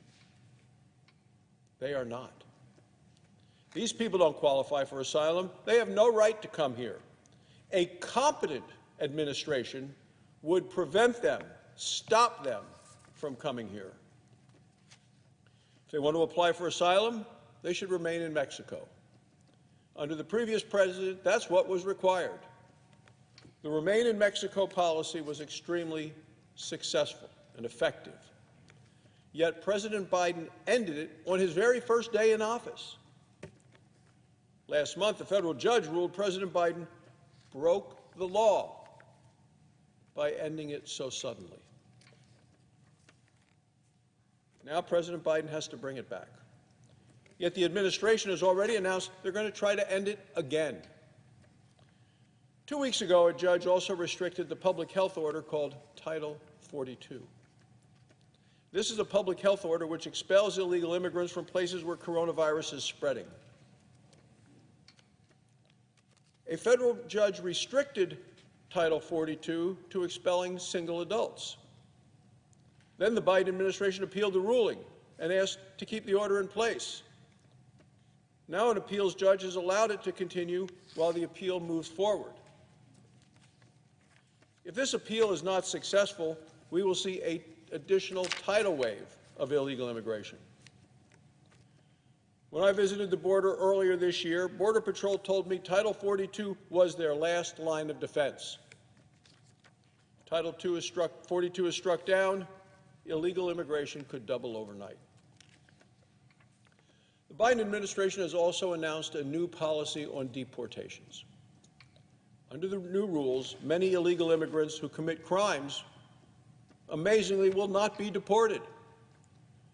The policy explicitly says personnel should not rely on the fact of conviction, when determining whom to deport.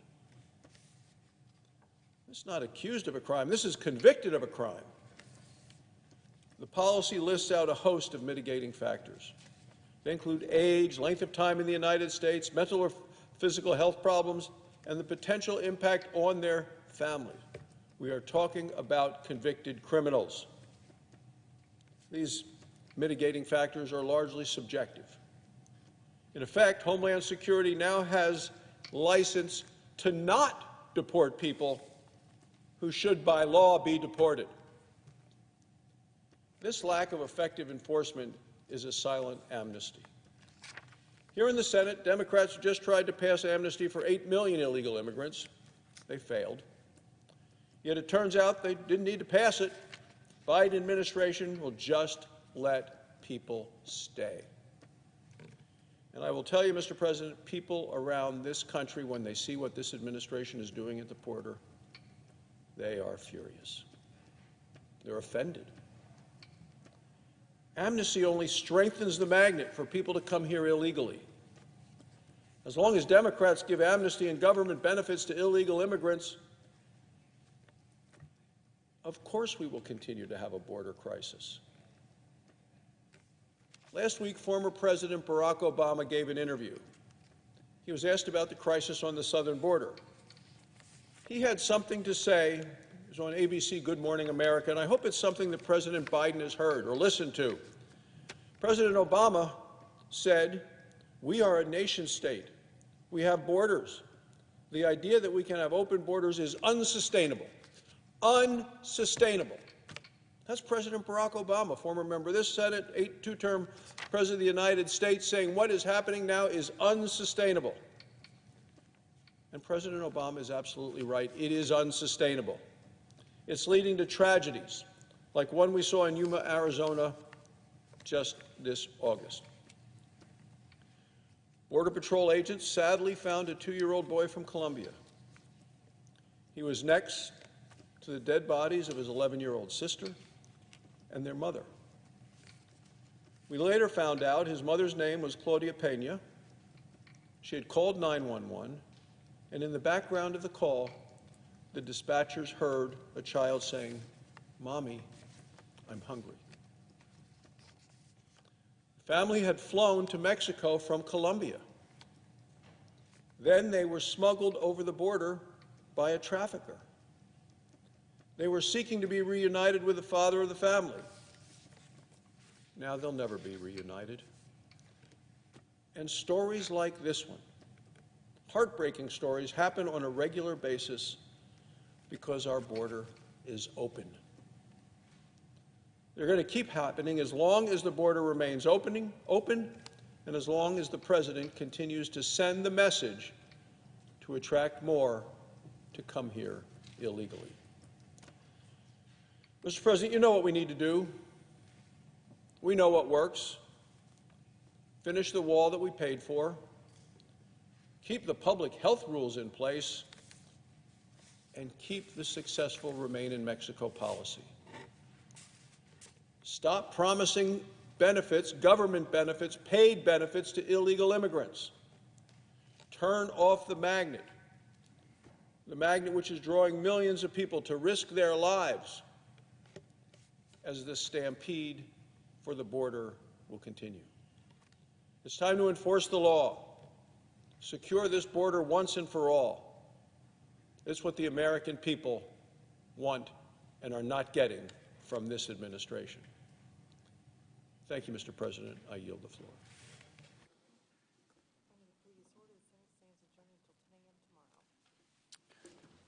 Under the previous order, the Senate stands adjourned until 10 a.m. tomorrow morning.